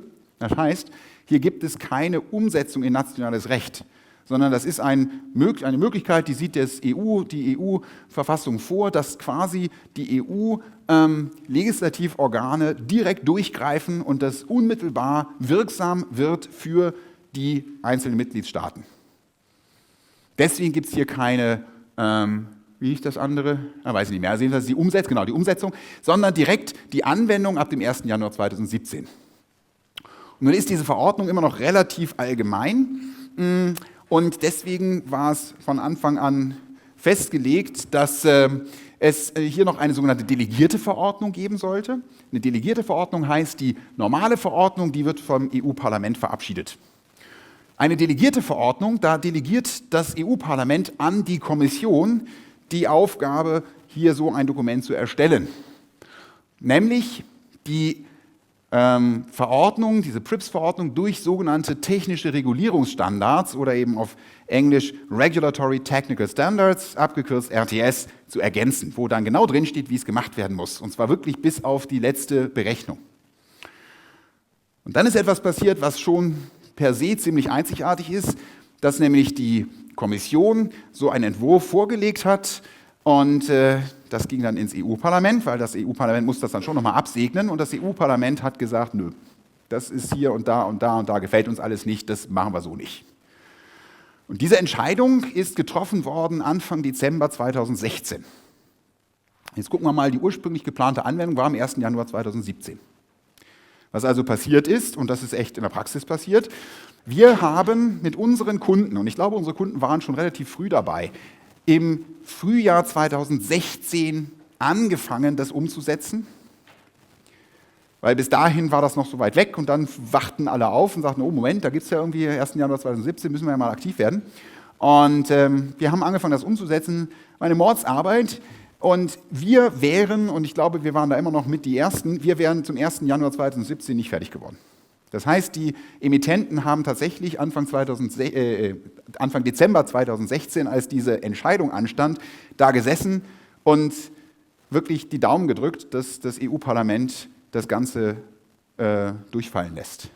Und als die Entscheidung kam, sind buchstäblich hier und da die Korken, also haben sie die Korken knallen lassen. Die haben echt gefeiert, weil man jetzt noch mal ein Jahr länger hatte. Das Ganze ist nämlich wieder um ein Jahr verschoben worden und die neue Frist für die Umsetzung oder für die Anwendung war dann eben der 1. Januar 2018. Und dieses eine Jahr, das haben viele gebraucht, wir auch. Und viele haben es trotzdem nicht geschafft. Wenn man sich Zahlen anguckt, wir haben da mit unseren Kunden dann auch mal Vergleiche gemeinsam angestellt, Kennzahlen, die berechnet worden sind, weil hier geht es nämlich um Kennzahlenberechnung, was nicht so trivial ist, da komme ich gleich zu. Und haben das mal verglichen, verschiedene Marktteilnehmer, was die so, also verschiedene Emittenten, was die für Kennzahlen rechnen. Und da kam bei einigen ein dermaßen hanebüchener Unsinn raus, dass man sehr deutlich sieht, die haben es noch nicht hingekriegt. Ganz bestimmt nicht. Und zwar Anfang 2018. Also es gibt da Kits, ich habe keins rausgesucht, aber diejenigen, die da ein bisschen mehr dran sind, meine Kollegen, die wissen das, da hätte man, wenn man da die Leute darauf festgenagelt hätte, Unsummen verdienen können, weil da steht dann nämlich drin, dass du irgendwie im schlechtesten Fall kriegst du irgendwie bei 10.000 Euro Anlage, also Investmentbetrag, Anlagebetrag, kriegt man irgendwie 3 Millionen.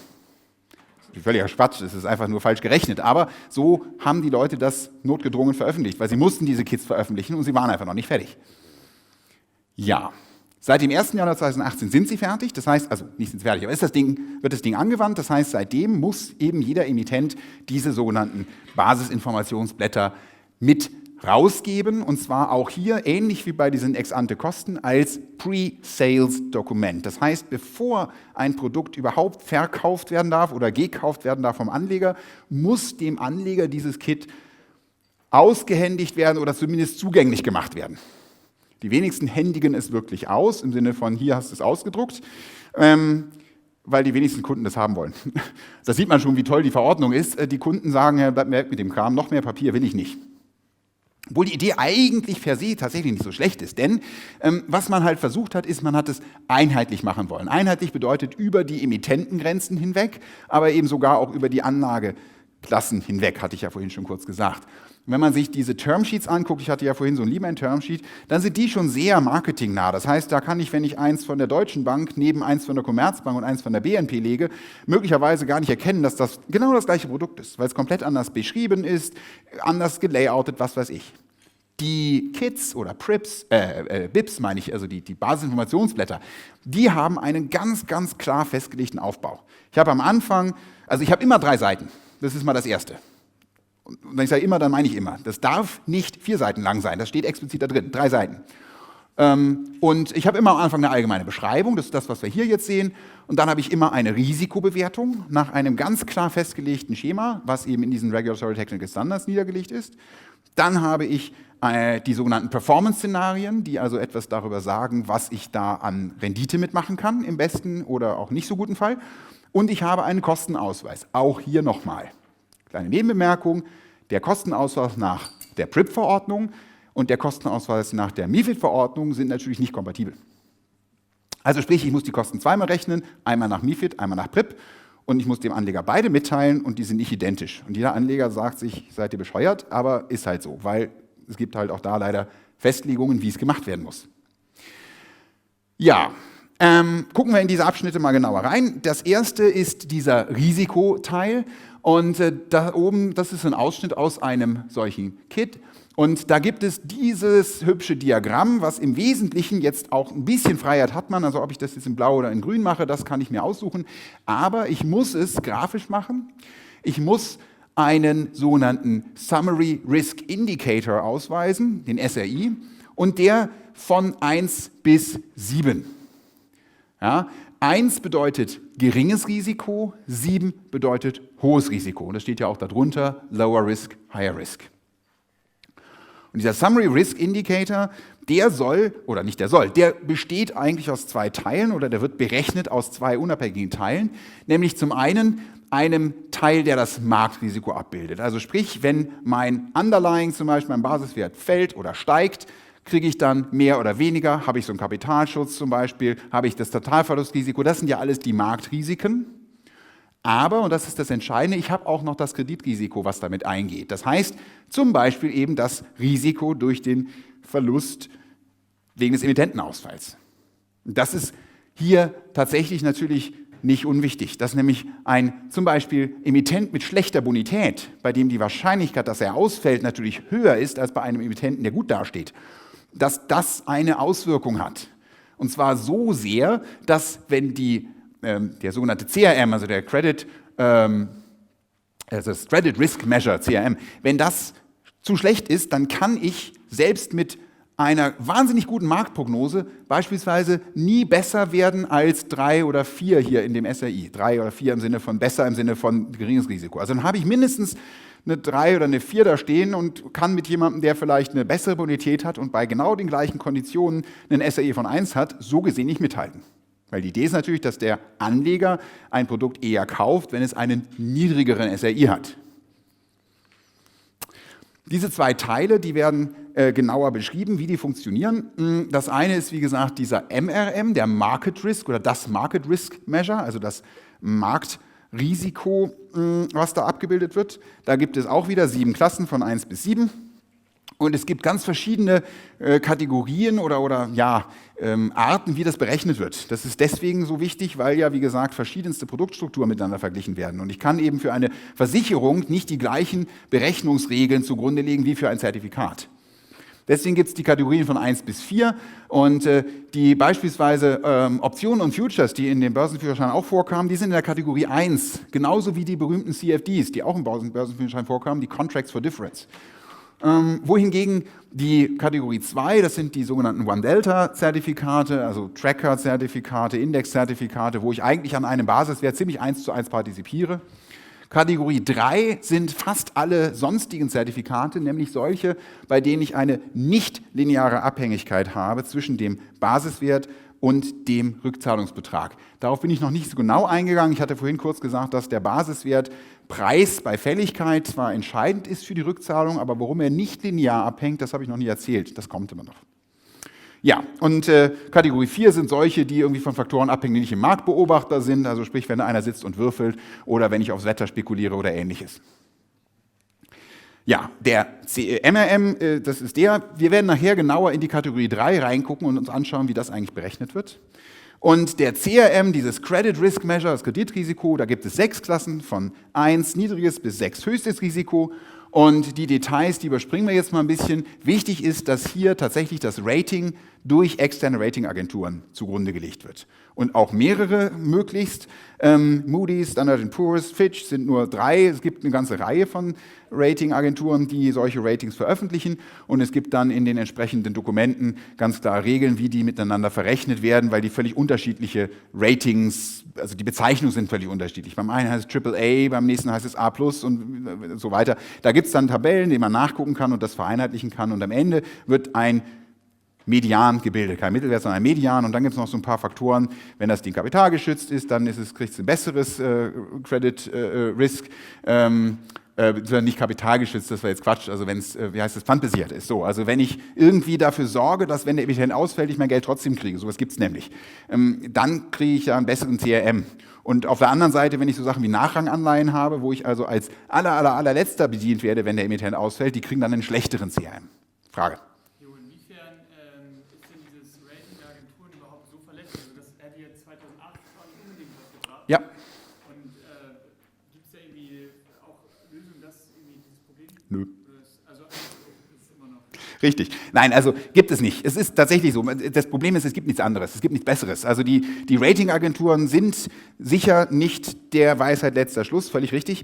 Aber es gibt tatsächlich einfach keine Alternative. Wenn man irgendwie das Kreditrisiko greifen will, dann muss man es halt so machen. Das Einzige, was man sagen kann, ist, dass durch die Mittelung, also Medianbildung aus mehreren, ein bisschen vielleicht da noch bestimmte Effekte abgemildert werden können. Okay. Ja. Schauen wir kurz weiter. Also das ist der SRI, der sich berechnet aus diesen beiden Teilen, MRM und CRM. Und da gibt es eine Tabelle, wie die verrechnet werden. Hatte ich ja eben kurz gesagt. Prinzip ist, hast du eine schlechte Bonität, kannst du keinen guten SRI haben. Umgekehrt, hast du eine gute Bonität, kannst du sehr wohl einen schlechten SRI haben. Sprich, ein hochriskantes Produkt, wie so ein Turbozertifikat, was ich vorhin gesagt habe, das hat halt ein SRI von 7. Punkt.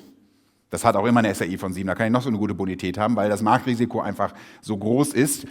Auch hier gilt, das ist ja nicht per se schlecht. Ich muss nur als Anleger wissen, dass ich hier in ein sehr riskantes Produkt investiere. Und darum geht es. Nämlich über den SRI eine schnell erfassbare Information über das Risiko zu liefern. Im Gegensatz dazu sollen mir die Szenarien eine Möglichkeit oder einen Einblick geben in die Renditemöglichkeiten, die ich habe. Und da gibt es 4 Szenarien. Von unten nach oben sozusagen das Stress-Szenario, das Unfavorable, das Moderate und das Favorable-Szenario oder eben ein günstiges, mittleres, ungünstiges und Stress-Szenario. Warum ich es jetzt hier in der umgekehrten Reihenfolge geschrieben habe, erschließt sich mir nicht mehr, aber nun gut, ich denke, das könnt ihr im Kopf umdrehen. Entscheidend ist eigentlich, dass ich mit diesen Szenarien sage, wenn der Markt gut verläuft, dann kriegst du das, wenn der Markt mittelmäßig, dann kriegst du das und wenn der Markt schlecht verläuft, kriegst du das. Nun ist es natürlich so, dass immer bei so etwas eine Vorhersage dahinter steht und ob die eintrifft oder nicht, das weiß keiner. Also sprich, auch das Stress-Szenario heißt jetzt nicht, du kriegst auf gar keinen Fall weniger als 6.000 Schweizer Franken. Hier ist jetzt ein Schweizer Frankenprodukt, aber das gilt für Euro natürlich entsprechend. Sondern es ist halt die Wahrscheinlichkeit, dass es noch schlechter ist halt sehr gering. Und umgekehrt die Wahrscheinlichkeit, dass es sehr viel über diesen 10.000 liegt, ist sehr gering. Also wir reden immer über Wahrscheinlichkeiten und nicht über Garantien. Logisch, außer halt bei Garantiezertifikaten. Trotzdem hilft mir das auch wieder natürlich, verschiedene Produkte miteinander zu vergleichen. Es gibt dann auch noch verschiedene Haltedauern. Also ein Produkt, was bis 2021 läuft, nochmal eine festgelegte Fälligkeit typischerweise.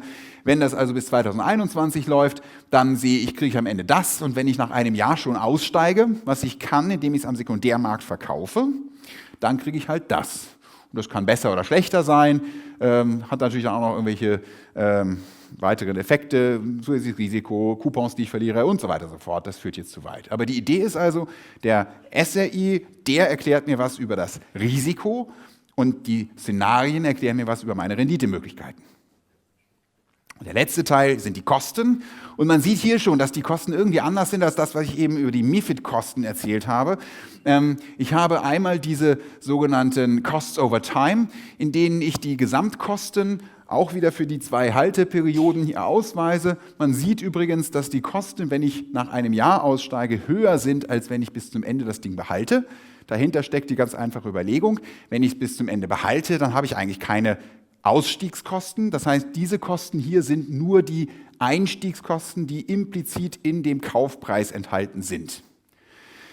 Wenn ich das Ding vorzeitig loswerden will, dann kann ich es nur verkaufen am freien Markt, an der Börse. Dann verkaufe ich es aber jetzt nicht an einen anderen Marktteilnehmer. Das ist etwas ganz Spezifisches für Zertifikate. Zertifikate werden nicht zwischen Marktteilnehmern verkauft, sondern immer an den Emittenten zurückverkauft. Der Emittent ist der sogenannte Market Maker. Das heißt, der Emittent ist quasi immer die Gegenpartei. Wenn ich ein Zertifikat an den Emittenten verkaufe, dann diktiert mir der Emittent quasi auch den Preis, den er mir zahlt. Und er zahlt mir immer weniger als den sogenannten fairen oder inneren Wert des Zertifikats, den er sich ausrechnen kann. Ich mache also einen Verlust. Und diesen Verlust oder dieses Delta, das kann man eben als Kosten ansehen und genau das passiert. Und deswegen sind diese Intermediate Costs hier höher, weil da drin noch neben den Einstiegskosten, also den Entry Costs, auch noch Exit Costs versteckt sind, die man hier nicht sieht so direkt, nur durch den Vergleich. Ja, und dann habe ich eine zweite Zahl und die ist das Schlechteste, was jemals vom Himmel gefallen ist, weil niemand, wirklich niemand, die versteht. Weil das Ding ist der Impact on Return oder eben die Auswirkungen auf die Rendite, die Reduction in Yield. Das heißt, die Frage, die da beantwortet werden soll, ist, um wie viel verringert sich die Rendite durch die Kosten?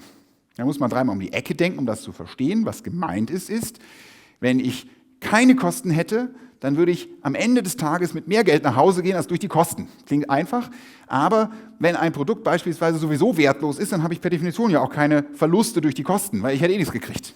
Dann können die Kosten auch mal null sein. Also nicht die Kosten, Vorsicht, die Reduction in Yield kann null sein. Na gut. Und es hat schon gar nichts zu tun mit den laufenden Kosten oder Ähnlichem, die man nach MiFID ausweisen muss. Das passt hinten und vorne nicht zusammen. Aber gut, ist halt so. Genau. Es gibt dann noch eine zweite Kostentabelle, das ist die Aufspaltung. Und das ist jetzt leider im Sinne von, da wird es jetzt wieder nicht transparent, nur die endfälligen Kosten, die hier aufgespalten werden. Ich hatte ja eben kurz erklärt, dass ich bei den intermediären Kosten, also den Intermediate Costs, auch noch Ausstiegs-Exit-Costs habe. Bei den endfälligen nicht und deswegen ist diese Kostentabelle furchtbar langweilig. Die einzigen, die ich habe, sind die Entry Costs 1,15% und auch das sind jetzt nicht Kosten, sondern das ist the impact of the costs already included in the price. Das heißt, im Grunde ist das hier eine Aufteilung der Reduction in Yield, was natürlich wieder genauso unverständlich ist wie die Reduction in Yield auch schon. Wenn ich eine unverständliche Zahl auch noch in 5 andere Zahlen aufteile, wird es ja nicht besser. Na gut. Aber das ist halt das, was hier passiert und damit hat man alle Bereiche aus diesem Kit kurz erklärt.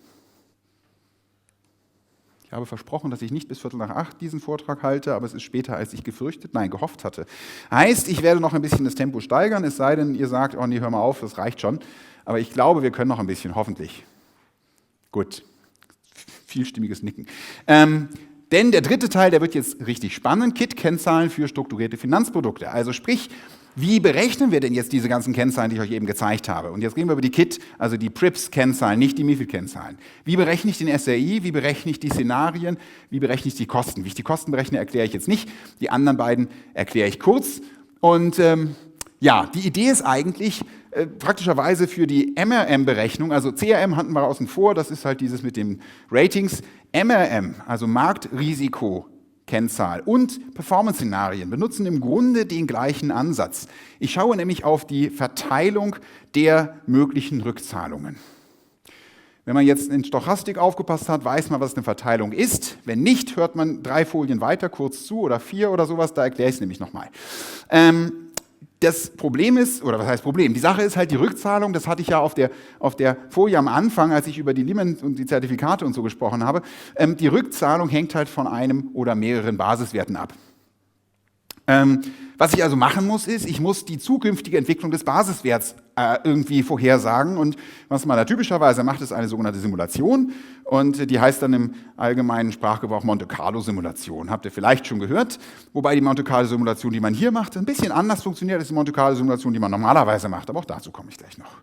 Wenn ich so eine Monte Carlo Simulation gemacht habe, dann habe ich irgendwie einen simulierten Basiswertkurs, also zum Beispiel DAX-Kurs, bei Fälligkeit des Zertifikats. Wenn das Ding in 1,5 Jahren fällig ist, muss ich 1,5 Jahre in die Zukunft simulieren und dann habe ich irgendwie einen Kurs und dann kann ich mir daraus den Rückzahlungsbetrag des Zertifikats herleiten. Und da brauche ich halt das sogenannte Rückzahlungsprofil des Zertifikats.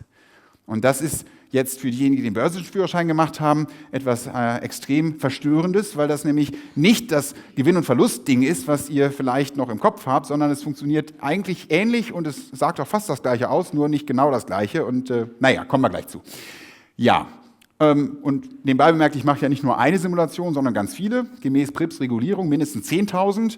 Wir haben da mal Tests gemacht und gesagt, 10.000 reicht uns nicht, wir machen 50.000. Das heißt, man simuliert diesen Basiswert 50.000 Mal und guckt für jedes dieser 50.000 simulierten Ergebnisse dann, was würde das Zertifikat auszahlen und das ergibt mir dann eine Verteilung und in dieser Verteilung kann ich dann diese Kennzahlen im Wesentlichen ablesen. So, das ist die Idee. Das heißt, wir reden kurz über Rückzahlungsprofile. Und schauen mal ein Discount-Zertifikat an und das ist, glaube ich, eins, was im Börsenführerschein auch vorkam, wenn ich es richtig im Kopf habe, sprich ein relativ einfaches Ding. Das partizipiert nämlich eigentlich erstmal an dem Basiswert. Das heißt, wenn der Basiswert beispielsweise hier bei Fälligkeit steht, dann kann ich ablesen aus diesem Rückzahlungsdiagramm, das ist der Sinn der Sache, wie viel ich kriege. Ich gehe nämlich da hoch bis zu dieser Linie und darüber, so, und dann bekomme ich halt diesen Betrag zurück. Da stehen jetzt keine Zahlen dran, aber könnt ihr euch vorstellen, dass da Zahlen dran stehen würden. Also so ein Rückzahlungsprofil oder Payout Profile auf Englisch ermöglicht es mir für verschiedene Basiswerte oder Preise des Basiswerts bei Fälligkeit einfach abzulesen, was ich kriege. Was hier im Gegensatz zu diesem Gewinn- und Verlustdiagramm außen vor bleibt, ist, was ich bezahlt habe, um das Zertifikat zu kaufen. Weil das schenkt mir ja niemand. Das heißt, da habe ich auch nochmal gewisse Emissionskosten oder den Emissionspreis, den ich bezahlen muss. Und das ist jetzt hier auch beim Discount-Zertifikat das eigentlich Entscheidende, weil, wie man sieht, in dem Bereich partizipiere ich am Underlying. Ich kriege also das Gleiche, als wenn ich das Underlying selbst gekauft hätte und bei Fälligkeit wieder verkauft hätte. Oberhalb von dem sogenannten Cap, das ist der hier, da bekomme ich aber einen fixen, konstanten Betrag. Das heißt, da partizipiere ich nicht mehr länger an dem Basiswert. Jetzt muss man sich natürlich überlegen, was bringt mir das? Weil wenn ich jetzt den Basiswert selbst gekauft hätte, dann hätte ich ja viel mehr gehabt. Dann hätte ich nämlich auch oberhalb von dem Cap an dem Basiswert weiter profitiert, das ist ja besser. Also ich kann ja statt das Zertifikat zu kaufen, was Geld kostet, auch einfach den Basiswert kaufen und wieder verkaufen und habe nicht diesen Cap da drin. Also was soll das Ganze? Die Antwort ist relativ einfach. Der Kaufpreis von diesem Discount-Zertifikat, den ich hier in diesem Payout-Diagramm nicht wiedergebe, der ist nämlich deutlich niedriger, als wenn ich den Basiswert selbst kaufe. Also sprich, wenn der DAX heute bei 13.000 steht, so Pi mal Daumen zumindest. Erstens haben wir jetzt noch so ein gewisses sogenanntes Ratio da drin, also sprich, ich muss jetzt nicht 13.000 auf den Tisch legen, sondern meistens ist das so irgendwie 1:100, also dann kostet nicht das Ding, oder würde mich das Ding bei 1:1 130 € kosten, aber ich krieg's vielleicht für 110.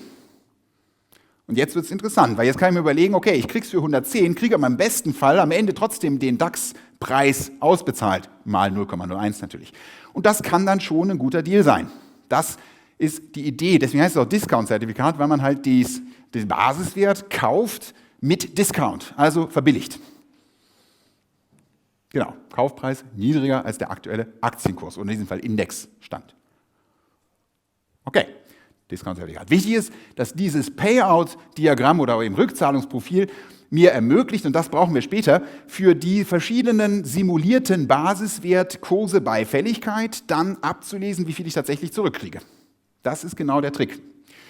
Das ist beim Discount relativ leicht, ein bisschen komplizierter ist es beim Bonuszertifikat, auch das kam im Börsenführerschein schon mal dran. Da habe ich auch wieder diese Partizipation am Underlying hier unten, da oben auch wieder, ich habe also keinen Cap, und ich habe so einen Bereich, der sieht irgendwie seltsam aus. Der ist so gestrichelt dargestellt, warum? Ja, weil, fangen wir einfach an. Wenn bei Fälligkeit der Basiswert hier liegt, dann kriege ich halt irgendwie die Partizipation. Und wenn er da oben liegt, dann genauso. Das ist trivial. Wenn der Basiswert bei Fälligkeit irgendwo hier liegt, meinetwegen hier mittendrin, dann hängt, was ich bekomme, davon ab, was zwischen heute und dem Fälligkeitstag so passiert ist. Konkret nämlich gibt es hier eine sogenannte Bonusschwelle oder auch Barriere genannt. Wenn der Basiswert zu irgendeinem Zeitpunkt zwischen heute und Fälligkeit, also in den nächsten 1,5 Jahren mal unter diese Barriere fällt, selbst wenn es nur für einen Tag ist, dann kriege ich am Ende nur noch das. Das heißt, dann ist dieser Bonus, der durch diese obere gestrichelte Linie angedeutet wird, weg. Das ist jetzt nicht so dramatisch, wie es klingt, denn ich kriege ja immerhin noch den Basiswert. Ich habe also letztlich immer noch das Gleiche, als wenn ich direkt den Basiswert gekauft hätte. Wenn aber der Basiswert zu keinem Zeitpunkt diese Barriere durchbrochen hat, dann bekomme ich den Bonus hier ausbezahlt. Also sprich deutlich mehr, als wenn ich in den Basiswert direkt investiert hätte. Das ist natürlich wiederum etwas ganz Famoses und je nachdem, was ich so für Erwartungen habe, wenn ich jetzt davon ausgehe, dass der Basiswert in den nächsten 1,5 Jahren so relativ seitwärts sich bewegt, also sprich, der geht ein bisschen rauf und ein bisschen runter, aber macht jetzt keine großen Ausschläge nach oben und unten, dann kann ich mit diesem Zertifikat deutlich mehr mitnehmen, als wenn ich den Basiswert direkt gekauft hätte. Ich kriege nämlich den Bonus, statt nur einfach das hier, was ich vom Basiswert kriegen würde. Also auch hier kann hochgradig sinnvoll sein, muss man halt wissen, was man will. Wichtig ist hier die Pfadabhängigkeit, genau, die nämlich dann eben dafür relevant ist, ob ich den Bonusbetrag bezahlt bekomme oder nicht. Ich habe hier mal 2 rausgegriffen. In der Präsentation vor 5 Jahren hatte ich 4 oder 5 und insgesamt haben wir in unserer Datenbank so 300, 400, 700, wie viel sind es inzwischen? Gruppen? Ich weiß nicht, furchtbar viele. Ja, also sprich, es gibt ganz schön viele verschiedene Zertifikatstypen, die alle unterschiedliche Payout-Profile haben. Manche zahlen dann auch noch Coupons, wie vorhin schon mal gesagt, und. Ja, und das muss ich wissen, denn sonst kann ich diese Kennzahl nicht berechnen. Weil was ich jetzt, wie gesagt, mache, ist, ich simuliere den Basiswert und ich muss am Ende irgendwie zu einer Verteilung kommen.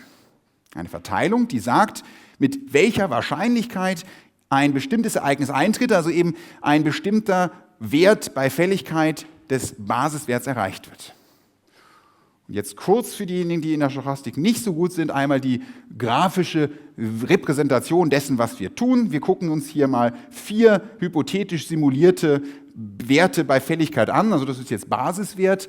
Erstmal fangen wir mit dem linken an, 12.337. Und ich habe jetzt hier unten mal eine Achse mit mehreren Klassen, wie man das nennt, von 9.000 bis 9.500, von 9.500 bis 10.500 und so weiter und hier oben bis 17.000.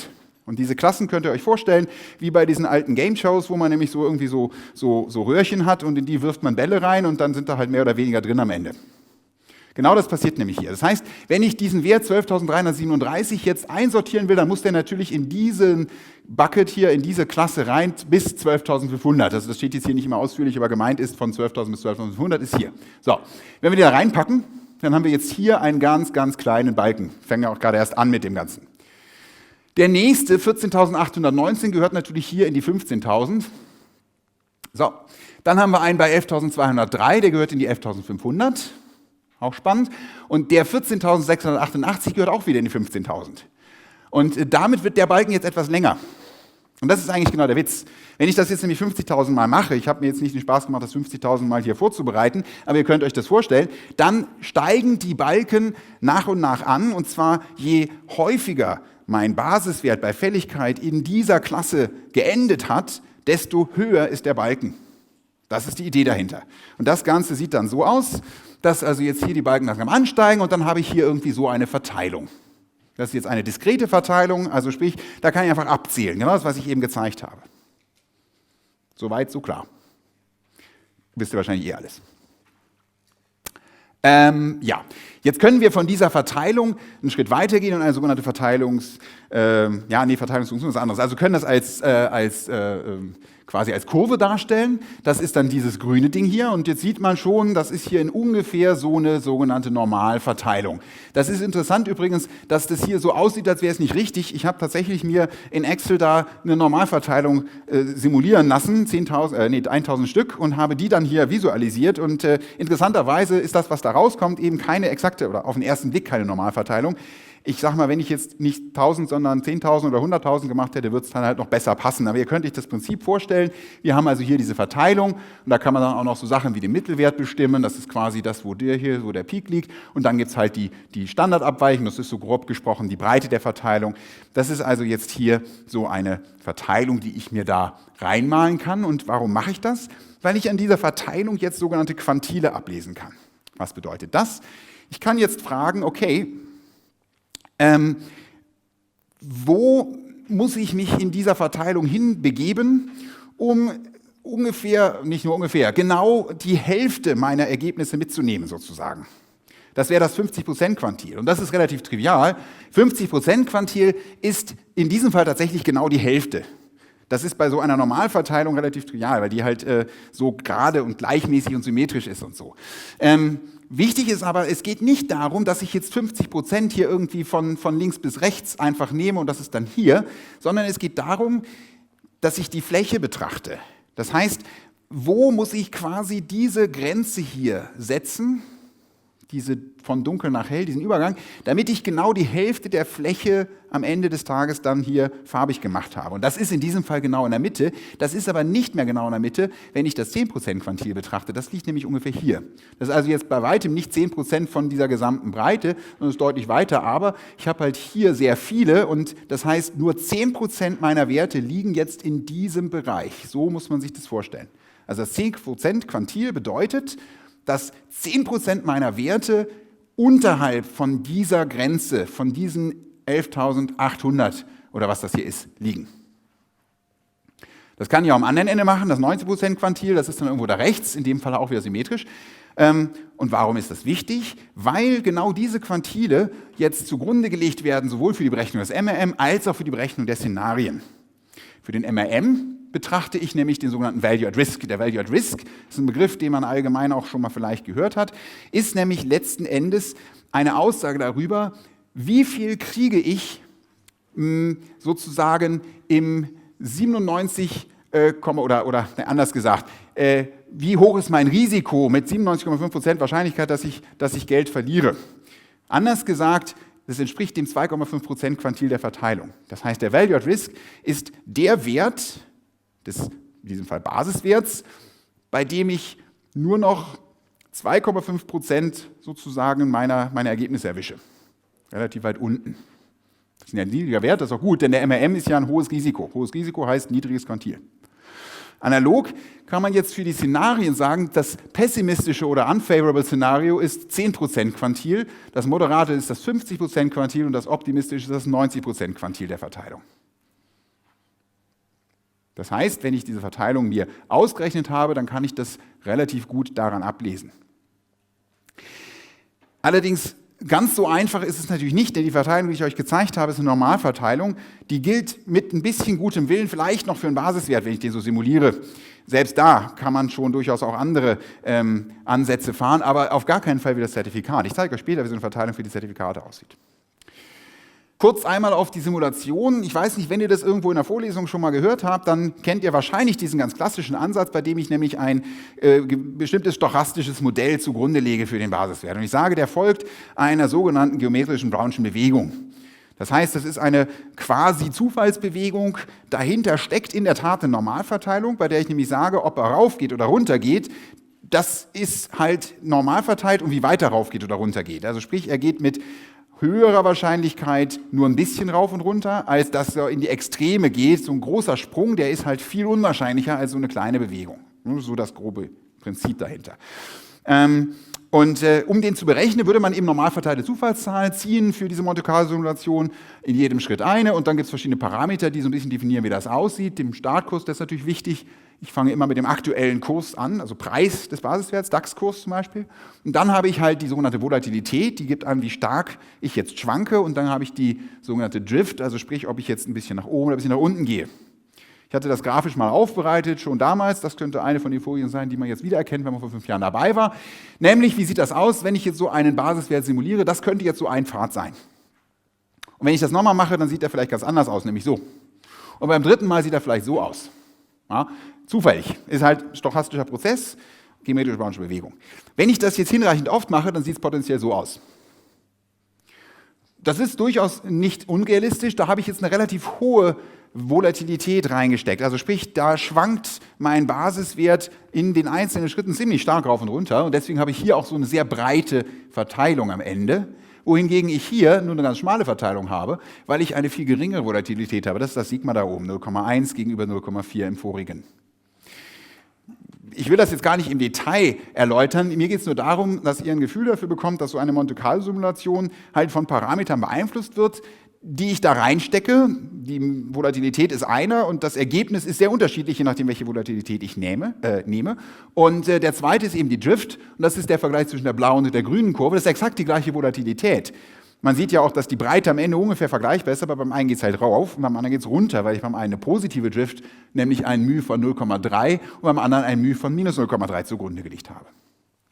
Warum erzähle ich das alles? Damit ihr das abgrenzen könnt und vergleichen könnt mit dem, was in der PRIP-Regulierung gemacht wird. Die machen nämlich genau das nicht. Also anders gesagt, die machen schon eine Simulation. Die nehmen aber keine Normalverteilung an. Sondern, was man macht, ist, man guckt sich die 5-Jahres-Historie von dem Basiswert, den man simulieren möchte, an. Also zum Beispiel die letzten 5 Jahre DAX. Und dann gucke ich mir die sogenannten täglichen Renditen die historischen täglichen Renditen, also sprich Schlusskurs gestern zu Schlusskurs heute, und mit denen arbeite ich weiter. Das sieht dann so aus. Wir haben jetzt hier mal die DAX-Historie der letzten 5 Jahre. Und wenn wir da ein bisschen reingucken, dann ist das die DAX-Historie von einem Monat, in dem man jetzt ein bisschen was erkennen kann. Bei dem anderen ist nicht so viel zu erkennen.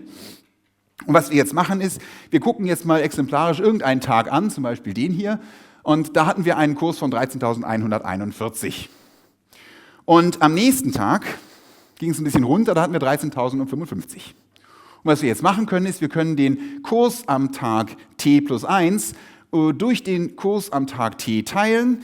Dann haben wir da, oder anders gesagt, eben s, t plus 1 durch s von t. Und aus bestimmten Gründen, die jetzt zu weit führen, logarithmiere ich das Ganze noch. Und dann bekomme ich hier den sogenannten Log Return. Und der ist negativ, wenn der Kurs runtergeht.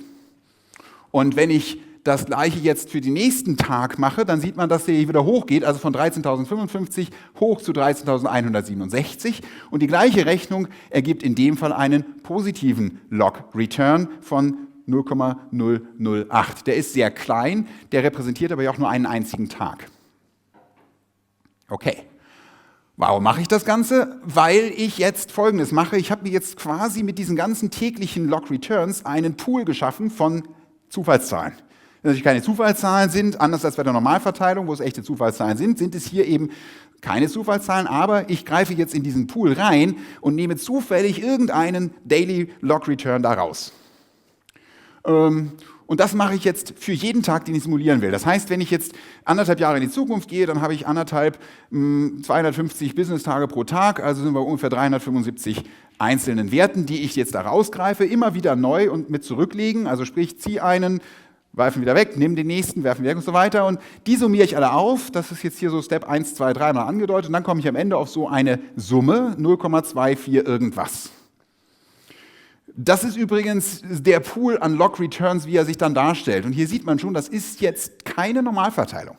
Das ist jetzt wirklich ein DAX, den ich bei uns mal aus unseren Systemen gezogen habe. Das sind die historischen Daily Returns, die man für diesen Prozess, für diese Monte-Carlo-Simulation verwendet. Und man sieht zum Beispiel auch, hier haben wir so einen kleinen Peak. Das ist also irgendwas, was in dem Diagramm mal ein bisschen stärker runterging, weil wir hier einen negativen Return haben.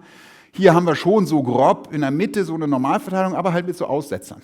Und die Idee ist eigentlich, dass ich eben diese historische Verteilung der letzten 5 Jahre quasi in die Zukunft projiziere, indem ich diese historischen Returns als Input für meine Simulation benutze. Und zwar wie? Naja, wie gesagt, ich habe jetzt die einzelnen Dinger gezogen.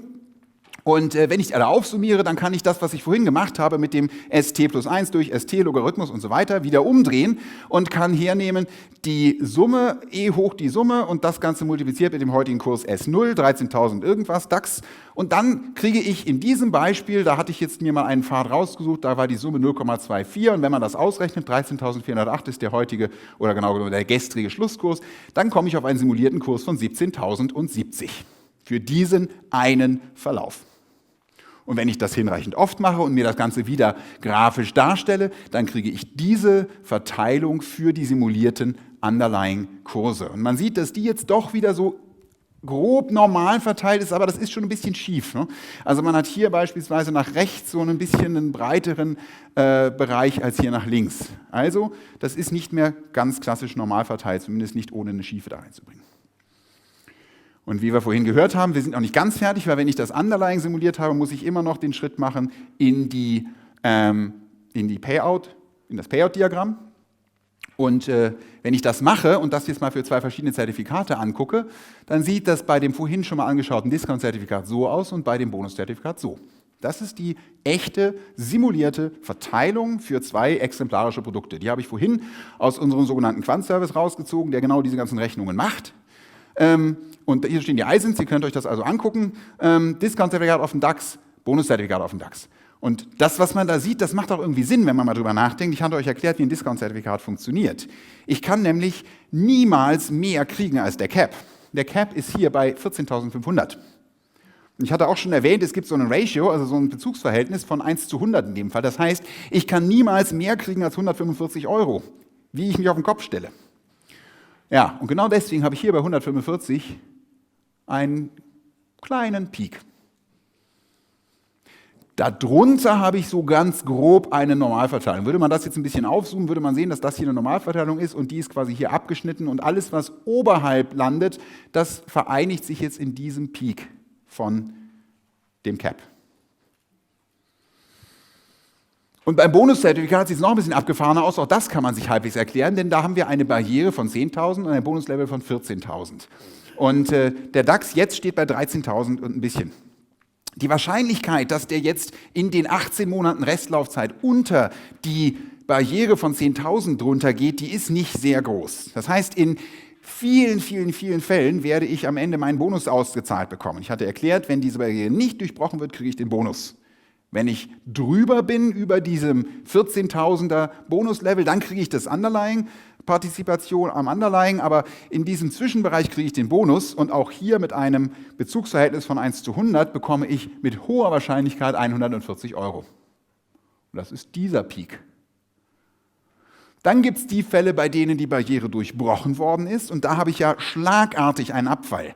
Im Sinne von, das Ding bricht ja quasi ein, ich kriege nur noch Underlying und das ist hier die Lücke und dann so eine ganz kleine Normalverteilung um die Barriere von 100, also 10.000 herum. Und dann gibt es die paar Fälle, wo ich tatsächlich oberhalb von 14.000 am Ende stehe und das ist dieser rechte Teil der Normalverteilung. Also dieses oder diese Verteilung der Rückzahlung für die Zertifikate, die gibt relativ gut, wenn man versteht, wie ein Zertifikat funktioniert, tatsächlich auch die erwarteten Rückzahlungshäufigkeiten wieder.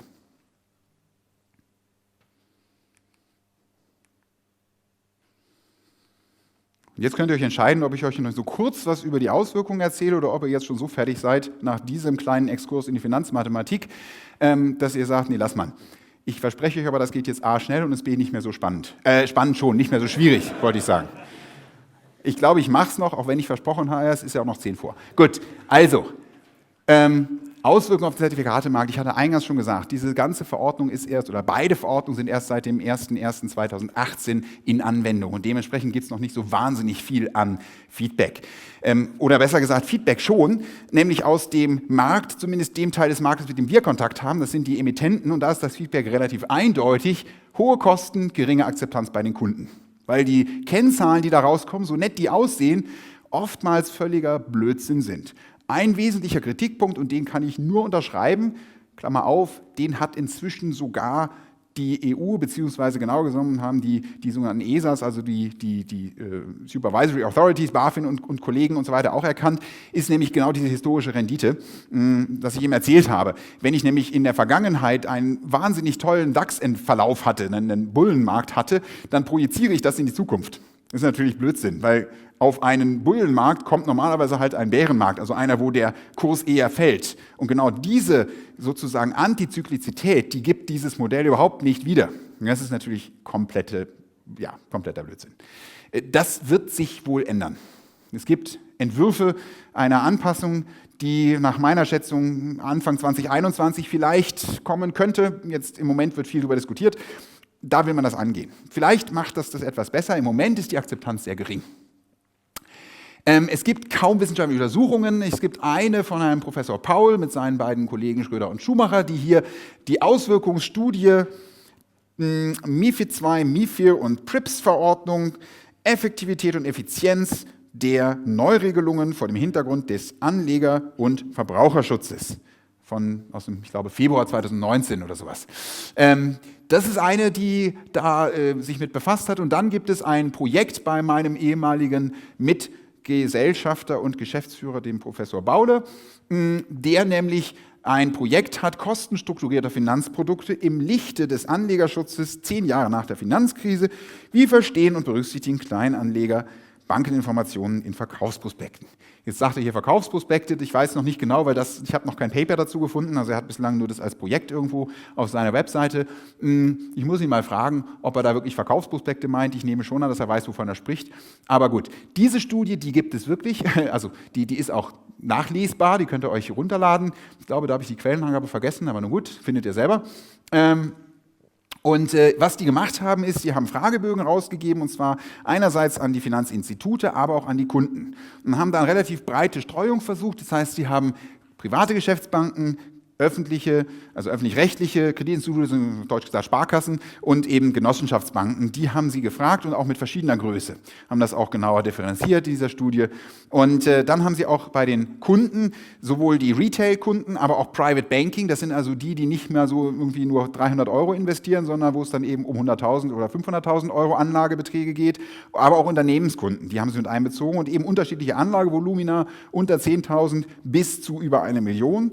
Und unterschiedliche Trading-Häufigkeiten, also die so ein Ding kaufen, weil sie irgendwie langfristig absichern, bis hin zu den Daytradern, die täglich rein und rausgehen aus den Produkten. Alles versucht abzudecken. Die absoluten Zahlen sind jetzt nicht berauschend, was natürlich daran liegt, dass nicht jeder Bock hat, so eine Studie auszufüllen. Aber die relativen Zahlen im Sinne von die Verteilung über den Markt ist ganz gut, sind als relativ gleichgewichtet die verschiedenen Kategorien, die Sie angeschaut haben. Und da gibt es eine hübsche Grafik, die ich mir mal geklaut habe. Ich habe sie nicht geklaut, weil da unten steht die Quellenangabe, nicht, dass mich jemand hier des Plagiatentums bezichtigt. Nämlich, wie gut denn zum Beispiel diese Geeignetheitserklärung, über die ich nicht weitergesprochen habe, das ist das, wo ich unterschreiben muss, dass ich das auch alles darf, und eben die Ex-ante-Kosteninformationen nach MiFID und die Basis- bzw. Produktinformationsblätter nach PRIP akzeptiert werden. Und Sie haben immer 3 Fragen gestellt. Nützt es was oder stört es eher? Und würdest du gerne darauf verzichten? Und rot ist natürlich immer schlecht im Sinne von, bei dieser Geeignetheitserklärung Nutzen, 41% fanden ja, Störfaktor fanden, 65% kann man nicht lesen, aber halt die Ende von den 35, ne? Ungefähr fanden das blöd und ungefähr 75% haben gesagt, nee, besser weg damit, Verzichtswunsch. Bei den MiFID Ex-ante-Kosten sieht es nicht viel besser aus. Tatsächlich hat das Basisinformationsblatt hier noch am besten abgeschnitten mit 62%, knapp 63%, die das nützlich fanden und nur ungefähr 50%, die gesagt haben, weg damit. Was auf jeden Fall erwähnenswert ist, und da habe ich jetzt quasi einen Full-Quote gemacht aus der Zusammenfassung, das steht gleich auf der ersten Seite, 4 Absätze mal rausgegriffen. Hohen direkten und indirekten Kosten steht ein bestenfalls zweifelhafter, tendenziell jedoch sogar negativer Nutzen entgegen. Angesichts eines steigenden Zeitaufwands sind Kunden weithin unzufrieden mit den Neuregelungen. Die nun umfassenderen Informationen führen im Durchschnitt nicht zu aufgeklärteren Entscheidungen, sondern münden in informationeller Überforderung und sogar Verunsicherung. Die stärkere Standardisierung der Informationen mildert diese Problematik nicht ab, sondern birgt mehrheitlich weiteren Disnutzen in Form von weniger Flexibilität und Individualität in der Beratung. Und so geht das noch eine ganze Weile weiter. Das heißt, diese Studie, basierend auf diesen Fragebögen, die ausgewertet haben, lässt kein gutes Haar an diesen Regelungen. Nun muss man der Fairness halber sagen, dass die Studie in Auftrag gegeben worden ist von der Finanzwirtschaft und ich jetzt dem Herrn Professor Paul nicht unterstellen will, dass er da jetzt gebiased irgendwie gearbeitet hat, aber gut, am Ende kommt natürlich das raus, was rauskommen soll. Aber aus eigener Erfahrung und aus dem, was ich eben aus unseren Gesprächen mit unseren Kunden mitnehme, kann ich das nur bestätigen. Das heißt, die Auswirkungen auf den Zertifikatemarkt sind momentan eher negativ im Sinne von diesen Kosten. Zum Glück noch nicht so schlimm, dass jetzt reihenweise die Emittenten ihr Geschäft einstellen. Das tun zwar auch einige, aber das hat andere Gründe. Aber ob es den Nutzen gebracht hat, das wagen wir alle sehr zu bezweifeln. Es macht halt einfach nur wahnsinnig viel Arbeit. Für uns ist es gut, weil wir daran verdienen. Für die Banken halt eher weniger. Ja. Und das war jetzt meine letzte Folie. Quellen, nur ganz banal. Es gibt alle EU-Gesetzestexte bei dem Eurylex und die ESMA hat auch eine hübsche Webseite, wo man sich diese ESMA-Studie runterladen kann, wo diese Zielmarktgeschichte drin war. Und die Studie von Professor Paul, wie gesagt, habe ich vergessen zu verlinken, findet man aber relativ leicht auch im Internet. Dann danke ich euch für die Aufmerksamkeit und hoffe, es war aushaltbar von der Länge her. Ich wünsche euch einen schönen Abend.